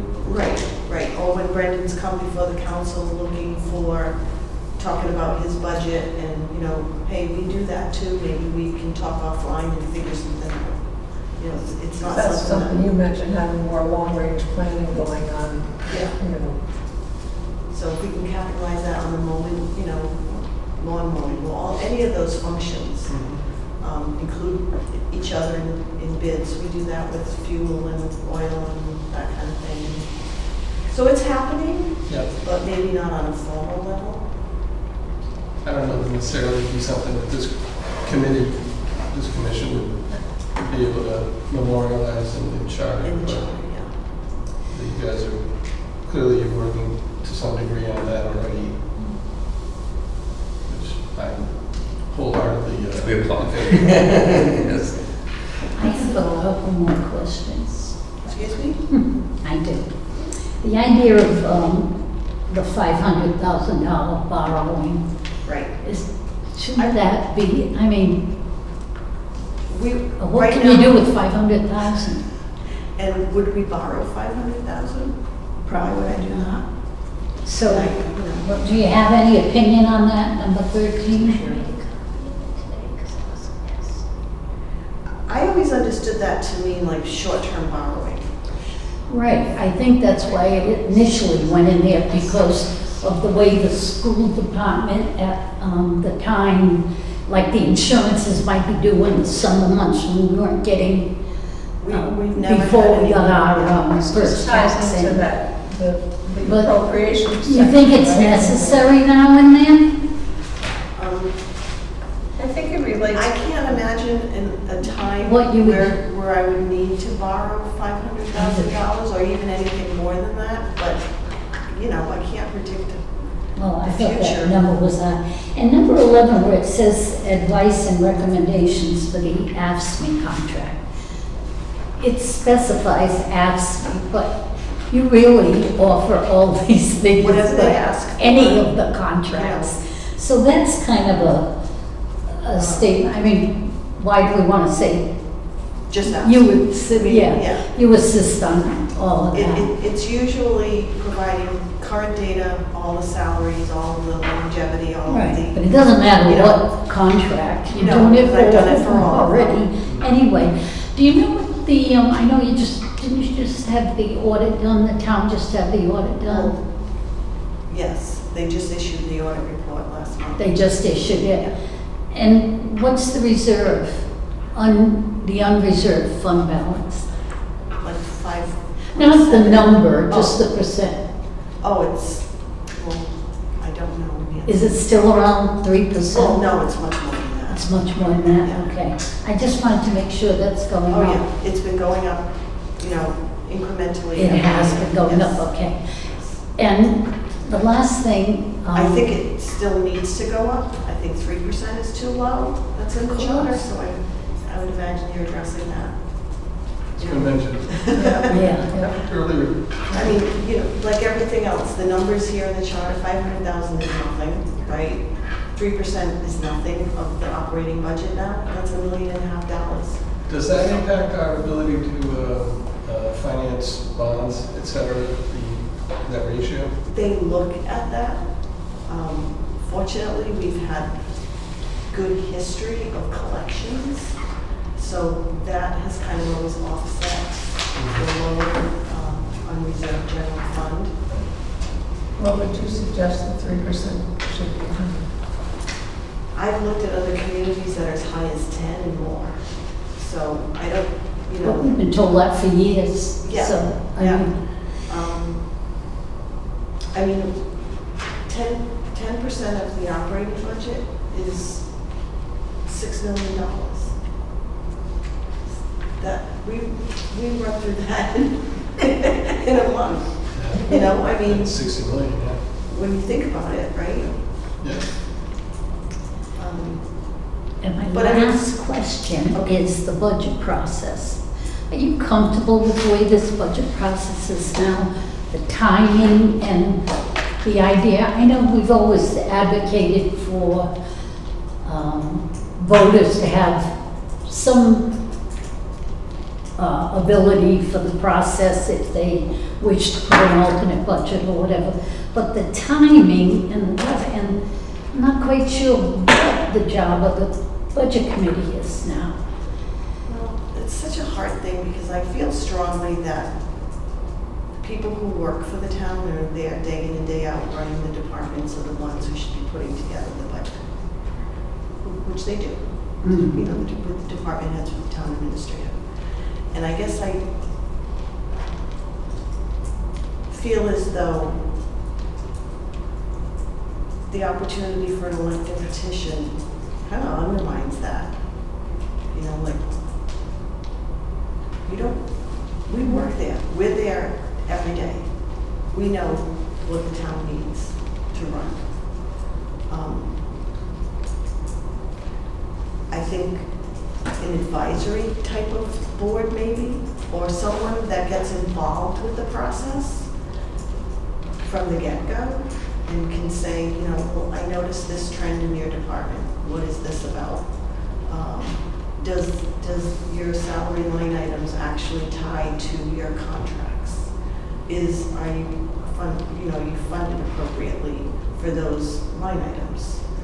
Somebody else, you know, just kind of advising, somebody that has experience that can advise those kind of things. But isn't that you?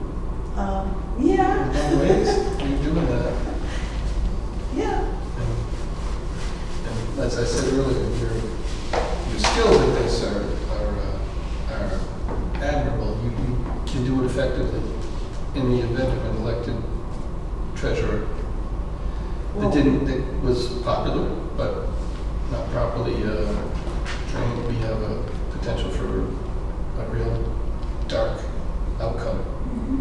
Well, should I leave? Well, I appreciate you saying that, but it's going to come to an end. We're putting that in the charter, you can't, it's a permanent position. No, but I think it would, and I told the town administrator, actually, I'm not sure if I told this one, but the previous one, that I would leave them in town to give you the opportunity to work with somebody, to find somebody. I live here. I have to live, you know what I mean? So when you mentioned an advisory board, could that be also that opportunity to ask questions along the way? And the public input piece, that's an opportunity through an advisory board to again be able to ask questions and to truly understand the budget.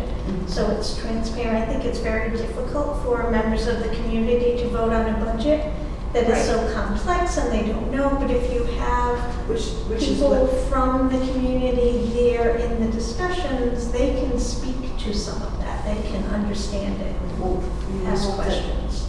those are the people who are on the budget committee. Isn't that budget? Yeah. That's it now, advisory only. You know, but maybe a little more, well, we've had difficulty filling the spots too. Right. You know, I mean, all of those things have contributed to, Do you think it's because they have gone through all of that work and seen how hard the budget committee works and how much they have to learn, and then at the end of the day for their recommendation to not be considered and to feel that they did all of that work for nothing? Kind of like the last charter review commission. I can't honestly say that I recall ever a time where there was such strong recommendations that were ignored. But, you know, I haven't done any look back to say, oh yeah, the budget committee recommended this. And, you know. Well, it's only been a few years of the current regime, right? Yeah. And we don't have, Yeah, 2 years. we have Even 250 years of years ago. FTMs and FTRs, but Even years ago, when the FTR first started, the budget committee, they go through their process. We would all go before them and have an opportunity to talk to them. But, it was usually pretty collaborative. And there was only a few times where they were like, oh no, we're getting rid of this position. And, those are moments where you feel like that's not their, that's not their purview. Getting rid of a position is a policy thing, isn't it? No, I don't know that I agree with that. I don't necessarily disagree with that. But I think one of the things I've noticed is a real decrease in participation by the town. And I think they're just feeling that nobody listens to them anyway, so Or I are think, they feeling like they trust us more? I don't believe that that's the case. I don't know, but I just, We have a whole agenda item just for that. Are we taking that up tonight? It's on the agenda, okay. unless there's a, Well, I feel like we covered a lot of that territory. That's your item, so. No, I mean, I just think it's worth a discussion because I really feel that the trajectory of the way it's going is you're not getting people getting on to go on the budget committee. You're having, there's no input, even the financial town, the hearing that you're supposed to have, you know, for this unified, whatever the heck it's called now, with the budget. It's not a hearing. It's like an agenda on the town council item. That's just not right. There needs to be a seriousness of what they're proposing and a serious opening for the town to ask questions about it. You know, like when the budget committee did do it and did the docket, they really had a hearing. And we all remember it. It would be at the high school or something. And people could get up and really ask questions and they would have to explain why they came up with what they did. And that piece is lacking right now. And I think that's serious. Can't they go to the town council meetings when the town council's discussing the budget or the school committee when they're? Well, I went last night, for instance, and there was supposed to be a discussion. I think I was there for a minute. There wasn't even a discussion. Well, that assumes they're even allowed to talk, because we've seen councils that don't allow people to talk, so the public hearing, I they just just have think the right that to talk. there is no harm in, I don't know, it's sort of interesting when you look through the history back in, I'm trying to think what the dates are now. I think it was 2008, there was a ballot question should the town, exactly what's happening now, should the town council, should the FTM, financial town meeting at that time, be discontinued and the town council do the budget subject to a petition, a referendum petition if somebody wants, and it was soundly rejected. So then 2011 came along. I think Joan Shabbat was president of the town council at the time. And they had that financial town meeting changes advisory committee where they wanted to figure out, people were unhappy with the financial town meeting. So what do we do? What's the process? And that's when, and I happened to co-chair that with Jeff Karen, and we came up, it was bipartisan, and we came up with the solution of having the FTR and having the privacy of the voting booth, you could blah, blah, blah. And we all know what happened with that, the FTR won. And now that's sort of gone again. I'm not exactly sure why. I think people enjoyed having the input. How many FTRs did we? I gotta say, some of those meetings were redundant. The departments went before the budget committee, then they went before the council. We said the same thing. It was kind of redundant, yeah. I know that at least twice it was voted down, and then the budget process that you had worked on, Jeff Karen came through. But there was always, even if it was a public hearing and people didn't go to it, there was always an opportunity for the public to voice their opinion on it. Right. And it seems like now there's not as much, or it's after the fact instead of prior to the budget being adopted. And the whole purpose of a public hearing is so that something could change if it needed to change, or if the council so desired for it to change. But at least it gave an opportunity for the public to have input. And I know you go to the council meetings, and I know you can speak up at a council meeting. I don't know about who's gonna go to a council meeting and direct 27 questions on budget, but you could, and I'm sure they'd answer. But I don't know that that's the way it has to be done. I The other thing, it's think, not just public input, it's to have a viable alternative. So I think that's part of however you tackle any Yeah. of these, is the preference to just, like, is there going to be an alternative or is there not? I think to me, that's the first question you have to ask yourself. but in the And then you charter, can it get- still allows for an alternate petition or whatever, but I don't see the steps to do that. Well, they're prohibitive too. I mean, the budget's It's already been practical. decided. You know, either take it out or make it meaningful. The other And I don't think it is meaningful in there. What do other communities do for alternates? Portsmouth has an option for a meeting if so many, I think they have to But have I so don't many think, signatures. I don't think, the thing that our town has done, which is different, I believe, than what Portsmouth does, what they vote for now is an ordinance. It's not just a proposal, it's not just a budget, it's an ordinance. And that has its own special, and actually, I'm sort of interested because in our charter, to make revisions under, I think it's 1215 to an ordinance, you need 500 signatures. But they're only saying if somebody, an elector wants to file, they have to have 300 signatures, which I don't know. But even that's prohibitive. And the other thing Joan Shabbat told me the other day is she got something from the Board of Elections, and they're asking for a 90, they're sending something to her, requesting a 90-day period from after the election to when you can have a referendum because of the getting it ready and getting it organized and getting the equipment there. I don't know, she said, we may have to change the timing. Denise, can I ask you a question?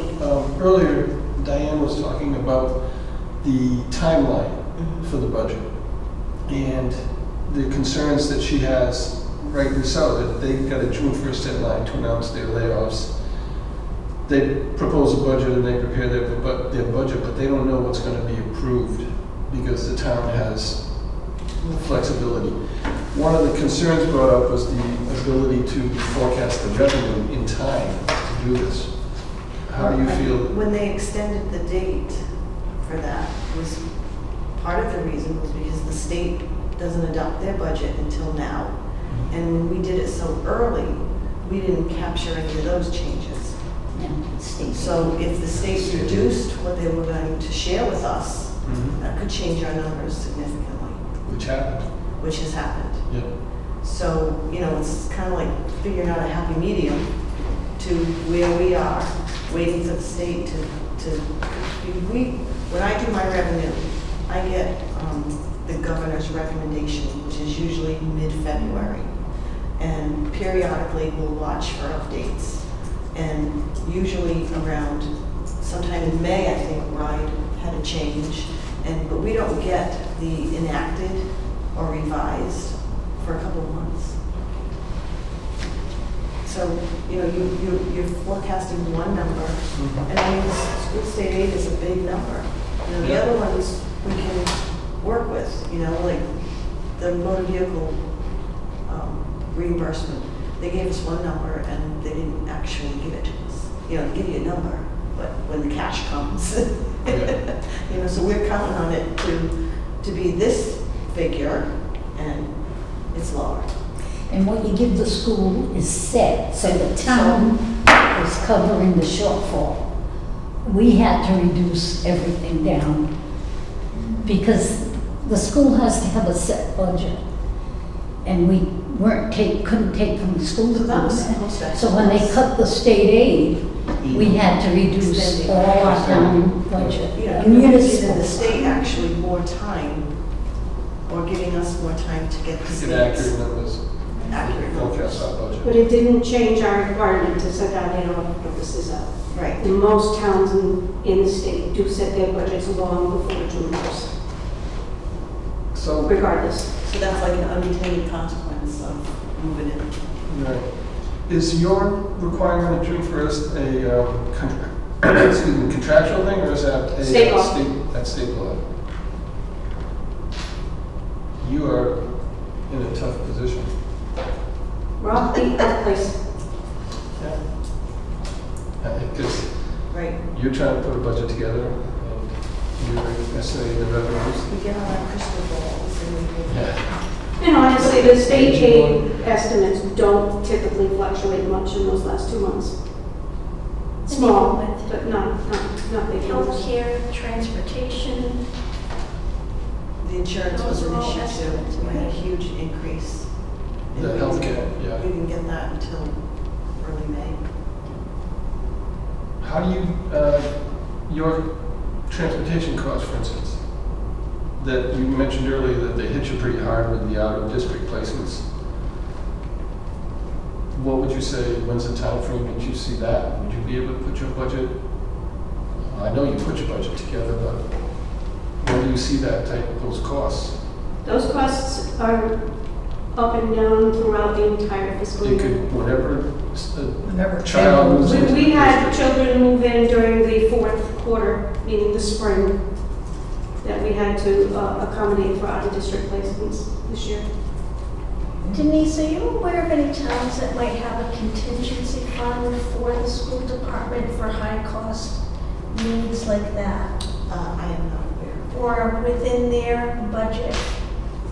Because I know that that comes up all the time, where you have one year where maybe your costs stay the same, which is unlikely, but then you have another year where suddenly it's $200,000 more than budgeted, all because of 1 to 2 students that have moved in.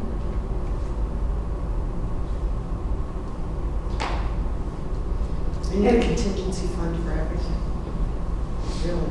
I mean, and we've been relying on the capital or unexpended funds to take care of. Well, those in a way, things. that's part of what the reserve is for. Right. With the 4/5 vote, that's what it's there for. If there was no other place to go. I mean, that would, in my opinion, would be the last place to take it out of the reserve. You know, if we can Do you squeeze it out think- somewhere else. Do you think that that is spelled out enough so it's transparent for departments to know that the funds are there and what they, and when they could request the funds? I've made an effort to, you know, share that and wrote some reports that the council is getting now for the capital and the school capital, so they see what's being expended. I report on that monthly on the cover sheet, so I mean, outside of standing there and saying, "Hey, don't forget." And just, you know, I went over all those things with Patrick when he started, like there's these different pockets of funds that can be used for certain things. So is it possible that high-cost special education out-of-district placements is something that could be paid for from town That would be a funds? council decision, Okay. yeah. But is there anything that would prohibit that right now? I think the resolutions state that it's capital. Capital, right? And that's more like an operating, unfortunately. Expense, yeah. You know, so they'd have to make a special allowance for that, I suppose. Because we try not to fund operating with one-time money. Because like Diane said, when it dries up, then what? Cue the ARPA. Well, Nancy, just getting back, I share your concern too about the public. Do you have any thoughts about how that could be ameliorated to get the public back involved? Honestly, at this stage, I'm just kind of concerned with the budget committee and what the heck is going on here. The process is not, it's just not comfortable enough to say, if I chose to, I could, as a voter, put an alternate budget in. And I'm not sure that timeframes or I guess to do an alternate budget, I just have to get like you say, 300 signatures, but that's really an ordinance that should be, because it's adopted. So I don't quite understand all that, but I'm sure, you know, when they did the process, there is some reasoning behind these. But I'm just not comfortable or clear with the whole process. And I think to Denise's statement that, yes, we have had plenty of people come forward with alternate budgets that are not aware enough of the finances to understand everything. And who is dealing with the finances? Yes, the people that are there working.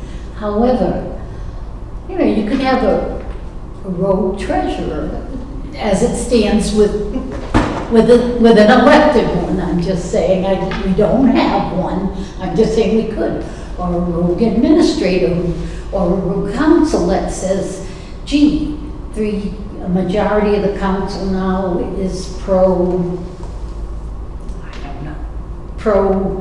Whatever. I don't want to use fire department all the time, because those poor people, that department's always getting hit.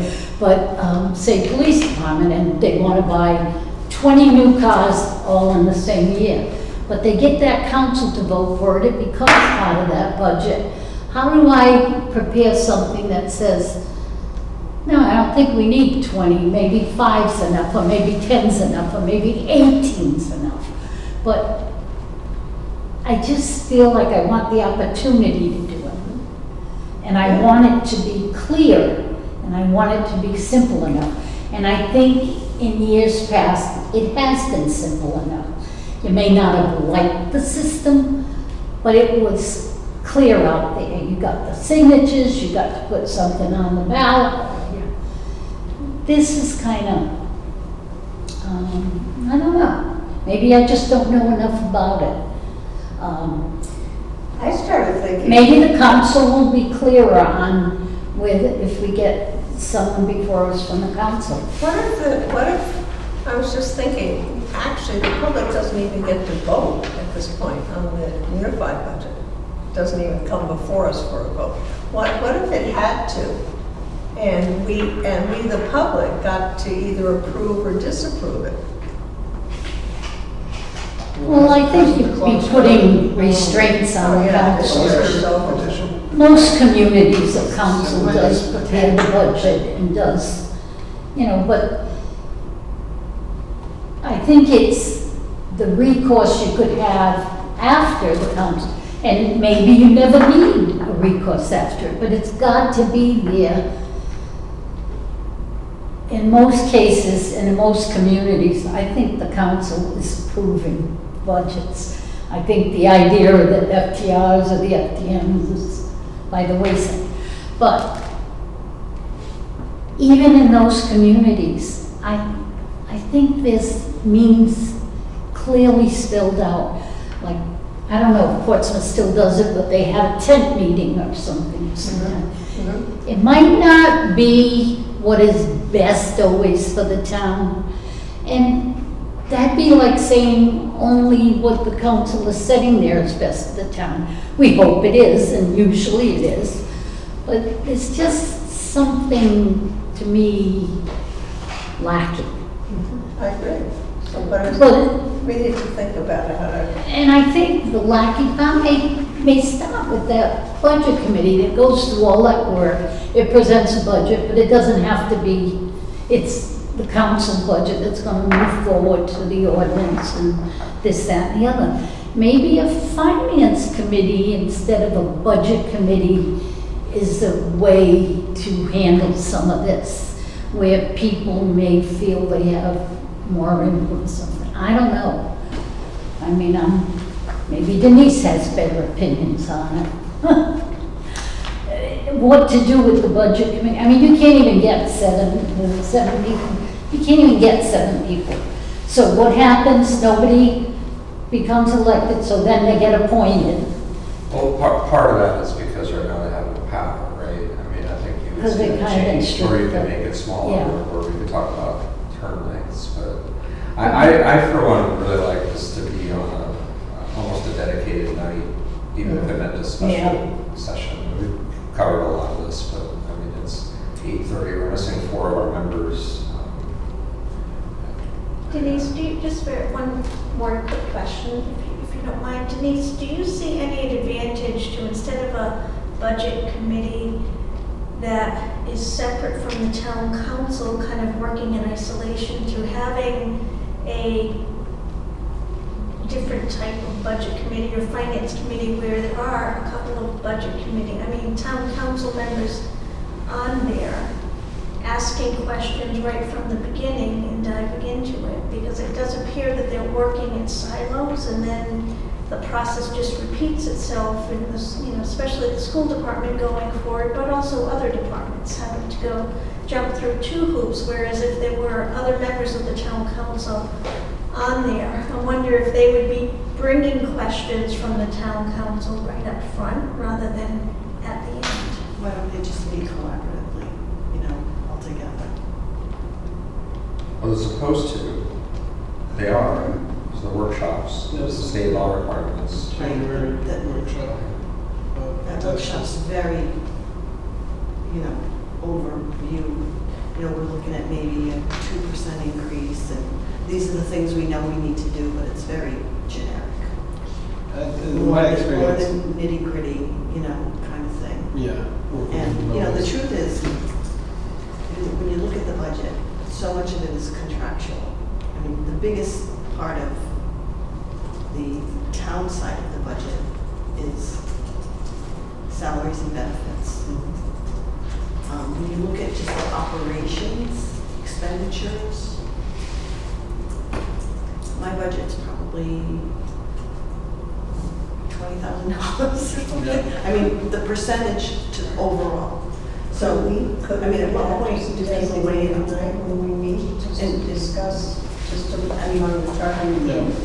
It's the big departments that have significant operations that, But even at that, as you said, most of it's Okay. committed. Most of it's contractual too. 85% of this. It's the same thing with the school. It's like so much of it is contractual and invested in the people that are working there versus, and then the other big. None of us is manufacturing anything. Right. We are all in It's trash, it's a big item, electricity, phones. Public safety, All of those you things. need all that. All of those things are out of our control. Right, there's not a lot So of there's not a discretionary. lot of discretionary spending, and I've said that for a long time. I mean, we've run on a shoestring forever. And how big does the process have to be? Right. How many people have to be involved? Do you think the budget committee, there's need for it or not? Not as much as there were years ago. This year was We need to get out of different. that mentality. This year was a little bit different, the Yeah. way everything kind of played out. They made a couple of recommendations, but I was expecting that we would be going in front of them like we had done in the past. I don't know if any of to be honest, like the departments in the town hall, the majority of our budgets is salaries. The collector's office, tax bills, postage, things like that. What's the point of, sitting down and, it's the big ones, it's the big departments. The capital, like those things, I think, are what needs to be focused on. Having a plan, going forward, what are we gonna do for the town? You know what I mean? Instead of, going over, well, why is your telephone up $10? Kind of questions. Look at the big picture of where we're going as a town, and what are the services we're gonna provide? And how big are our departments gonna be, and what do we need? But a lot of what you just said would derive such benefit from public input. Where does the public want us to go as a town? What are the Right, those services things- the public want? Yeah, Well, we need to That's get, true. So- I think we should have an evening where we have everybody here, the charter review. They need to be here. And That's just a dedicated to talking conversation. about it. I think It's not a there's, budget conversation. we have a number of different voices that aren't here to be heard that Yeah. have feedback that would be Well, valuable. my understanding, and this is great, that we were going to go through the whole charter, skipping the budget sections. I mean, like dancing upon them, and then come back, because the budget process covers so many sections. So I hope this isn't the end of the budget conversations, because it's been. I think it needs to have, we need to have more discussion. We only have one more article, 12, I think is the last one. So even within our regular meeting schedule, we could, I don't know who's that's in lineup, but. No, that's, actually, Mike and I wanted to bring that up. We should So let we- poor Denise. Well, Denise, I don't know, did anybody have any further questions for Denise? Oh, no. And you're more than welcome to hang, we're hopefully not going to be much longer. But These chairs are so. I think I'm comfortable. Oh, my God. thank you very much, Denise, for your time. Yeah, thank you, Denise. Try sitting on the wooden library chairs. Oh, yeah. I remember those. Well, at least they're not kids' These are size. cushions. So how often do you have one? I gotta go home to my puppy to bed. We don't have many more lined up, and when we look at. Good to see you all. Thank you. Maybe is divide and conquer. And what we were going to recommend, so for example, we have DPW, we have police, village department, senior center, conservation commission, I mean, in smaller ones, on here too, library board, open space, cemetery commissions, harbor and coastal waters, harbor master. So economic development, housing authorities, board of canvassers. So do we want to prioritize the ones that we want to meet with? And can we divide and conquer, whereas members of our committee might partner up and pick one or two or more of these different, the chairs of these boards and commissions to interview them and bring the information back to our group? Because schedule-wise, we're very concerned, middle of summer, are we going to be able to have a quorum at every meeting? And so how do we get through all of this so that we really have a broad look at the charter without excluding some groups that may want to speak with us? Have all these groups received an invitation from us? Yes, So they know they're welcome and they haven't picked up on it? correct. And the No. invitation was through the town To the administrator? administrator, Patrick told me that he's put it out. Now, I have a meeting, Yeah, and for instance, remember I heard back from the fire guy and he said, I really don't have, no, not the fire, that was Bailey, right? yeah, It was the police. And he said, I really don't have any, thank you for your volunteering that you're doing, I really don't have anything to add. well, that would be the things that we want to, Yeah, you know, so we can cross them off if they have nothing to I talk agree. I about. mean, I wouldn't. I have a meeting, I'm trying to find it. This is- So even if it's just making a phone call to the head of the department or board or commission and saying, do you have any feedback? We did that, we called them liaisons, but we kind of just divided like that. Okay, yeah. At least made sure they knew we were here. Yeah. So, I did that. July 17th, I'm going before the, Patrick has his department heads meeting. I was scheduled last month, but he postponed it and moved it out to July 17th.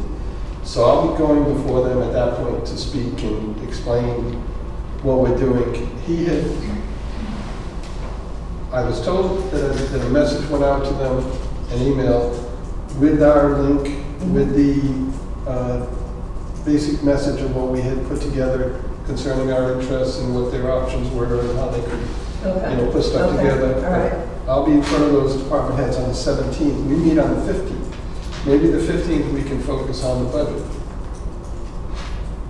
And in the meantime, take some of these boards and, as Diana said, we divide them up. Take What's two the or three of the meeting small after the ones. 15th? It'll be August, early August. So can we, Is it okay with the group if the three of us or Diane or someone just kind of signs among the nine? Well, is that even realistic? Because the nine of us. What did we have? We had about, it was about 14, 15 departments. Right. But You we already can't spoke to eliminate police. housing authority. Oh. Town has nothing to do with it except appoint members. I was on it. It's all state, you can't, Okay. all council does is appoint members, so we can eliminate one. I'll Yeah. consider that one I did. Take credit for it.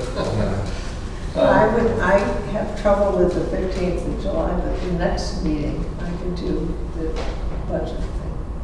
I'll just come down from Maine. I'm sorry, On the would you be able to do it July- on the 15th? I can't. You cannot? It would be hard to get 9 out of 9 on any of these. So do we want, we'll be pushing the budget discussion out? I into- could do the We fifth. could do the last article on the next meeting. And then, Yeah. do we have any What is it, 12, pending 13? meetings? Anybody in the hopper or? Mike, you were trying to line someone up from budget committee. Did that ever pan out? Their liaison on the council was working on that, and I don't have an answer if that was anyway, and got anywhere Yeah, so we don't. today. So I nothing. can ask that liaison. So we don't have anybody scheduled beyond today. Okay, so pretty well actually. But now we're gonna need to, now, if we want to give those boards and commissions a voice, we have to reach out. And July 15th, I just, Well, July I can't 15th, be here, we'll but pick up I- the last article. Okay. That's okay with the chair. Right. And, and then, but August 5th, I mean, I'll just come down from Maine, whenever we have meetings. the other thing is, I think at some level, we should request liaisons, and if somebody declines or doesn't confirm them, like if we ask Elliot or someone not here, then just give them a meeting. Just figure it out, make sure we had a touch point with everyone that has it. Because it would be good, I mean, I do think that, if I may say so, the last commission did a pretty good job of making sure everybody definitely knew they had a very warm invitation. And many declined, and that was fine, but, so, we can do that, even just with the 5 of us. What about DPW? I guess my question, does anybody have a preference on who the, I'll take DPW. okay, I've worked with Rick on the budget process before, I can. and building department? I think they're in the process of hiring a DPW. Yeah, So you might want to, well, but anyway, I don't mind, maybe Nancy, you and I could meet during the day and do a couple of smaller ones. And of course, we'd have to ask the town administrator, I think, Right, that's to, a courtesy. if he minds us meeting, like say with the assessor and the tax collector. Because there may be no changes to those Right, it might just be departments. the But at least you phone feel like you got through them, that you talked to them. So if there's a day that we could Yeah. kind of do the town clerk, or, I don't know if you Well, want. you'll pick up all the departments, right? Indirectly on your meeting, or is that? not- yeah, yes. So you can even, almost always could come off the list. I think. and that's But what we- the harbor and that type of stuff, those are the ones that Yeah, let's just find those out. cemetery commission, and the Yeah. small ones, obviously. I mean, some of them may choose to come before us. And, but I mean, I think like the assessor, he's not gonna wanna come out, well, I shouldn't talk for him, but I mean, to get some of these department heads after working all day to come out to the meeting, but I mean, I think we could talk to the assessor and ask if he had any concerns to the tax collector, Yeah, to the, maybe even the town Are those clerk, department heads? because most of her role is set by. There are many of them directs to, Actually, just so I'm clear, do you want us to reach out to departments, or do you want to wait and have you handle that at your July 17th meeting? let me communicate with Patrick. Okay. And if he says go for it, then we can start sending emails out to these individuals, on the heads of the commissions and boards, and I'll do the departments, and that way we can get feedback Okay. one way or another. Okay. No, we're fine, we don't have anything to change. Yeah, at least they had an opportunity. Even Yeah, if that's I had fine. to attend commission meetings or something, just to get their input that night to let them, I mean, So this is shared with you, Mike, if you want. Okay, thank you. So, 5 was these. 6 is the discussion on the budget. And we're going to postpone that out to August 5th. Do we have a motion to do that? We'll follow Robert to. a motion to do what? To move the agenda item for discussion of budget process, potential charter changes. To the next meeting, is it? No, To to August. August 5th. To August 5th? Okay. You can put it on the agenda then anyway, what's the difference? Yeah, we can do that. You don't need to move it, Can we adjourn the argument? just put it on. So- That- Talks about. Well, you need to call the meeting. So 7 was we took You're the not gonna be around. opportunity to do this discussion on the scheduling.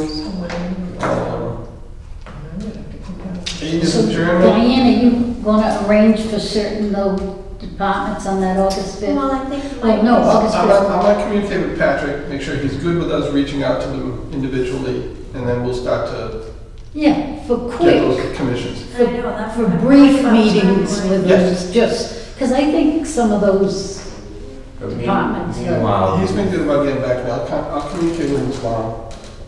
we probably don't need to wait to contact the other elected officials. So that's the clerk, the sergeant, and probate judge, I believe. Like the police chief, you might want to get Those in we here. could probably, You want to grab that? You're gonna wanna come. I'll take those. You know. Okay, thank you. And Mike, maybe you could send out an email to the members So I think the 5th. and request that when they cannot attend, No. because to please let us know, because if you don't have a quorum And here, I can tell you, then you take it all. I understand. I know, but I mean, maybe a little reminder of, you know, Yeah. Just take it one step at a time. because one less person here and you've been, You could be there August 19th. Well, we wouldn't be able to vote on anything. We can still listen. Rob, I just shared a sheet. I don't that think has you all can, the but you said departments. you can. If you want to just put your name next to Okay. which ones you want to do, Okay. and then if you want to put any notes in there, that would be great. Okay, will do. Okay. You do that with me too? Yep. Okay. Let me just make a note, because if I don't write it down. it So doesn't not the happen. 5th, so then maybe the 19th. And Nancy, this is shared with you too, if you just want to see who's reaching out to who. Okay. Okay. All right, so just summarize, I'm going to reach out to the remaining elected officials that we haven't. And then we'll wait for guidance from the chair on next steps for all the appointed. But then, once we get the green light, we'll pounce on that through the spreadsheet just to sign. And it's, I fully expect he'll just say yes. Yeah. That'll be just a formality, but I'll do that tomorrow morning, and by midday, hopefully have that information.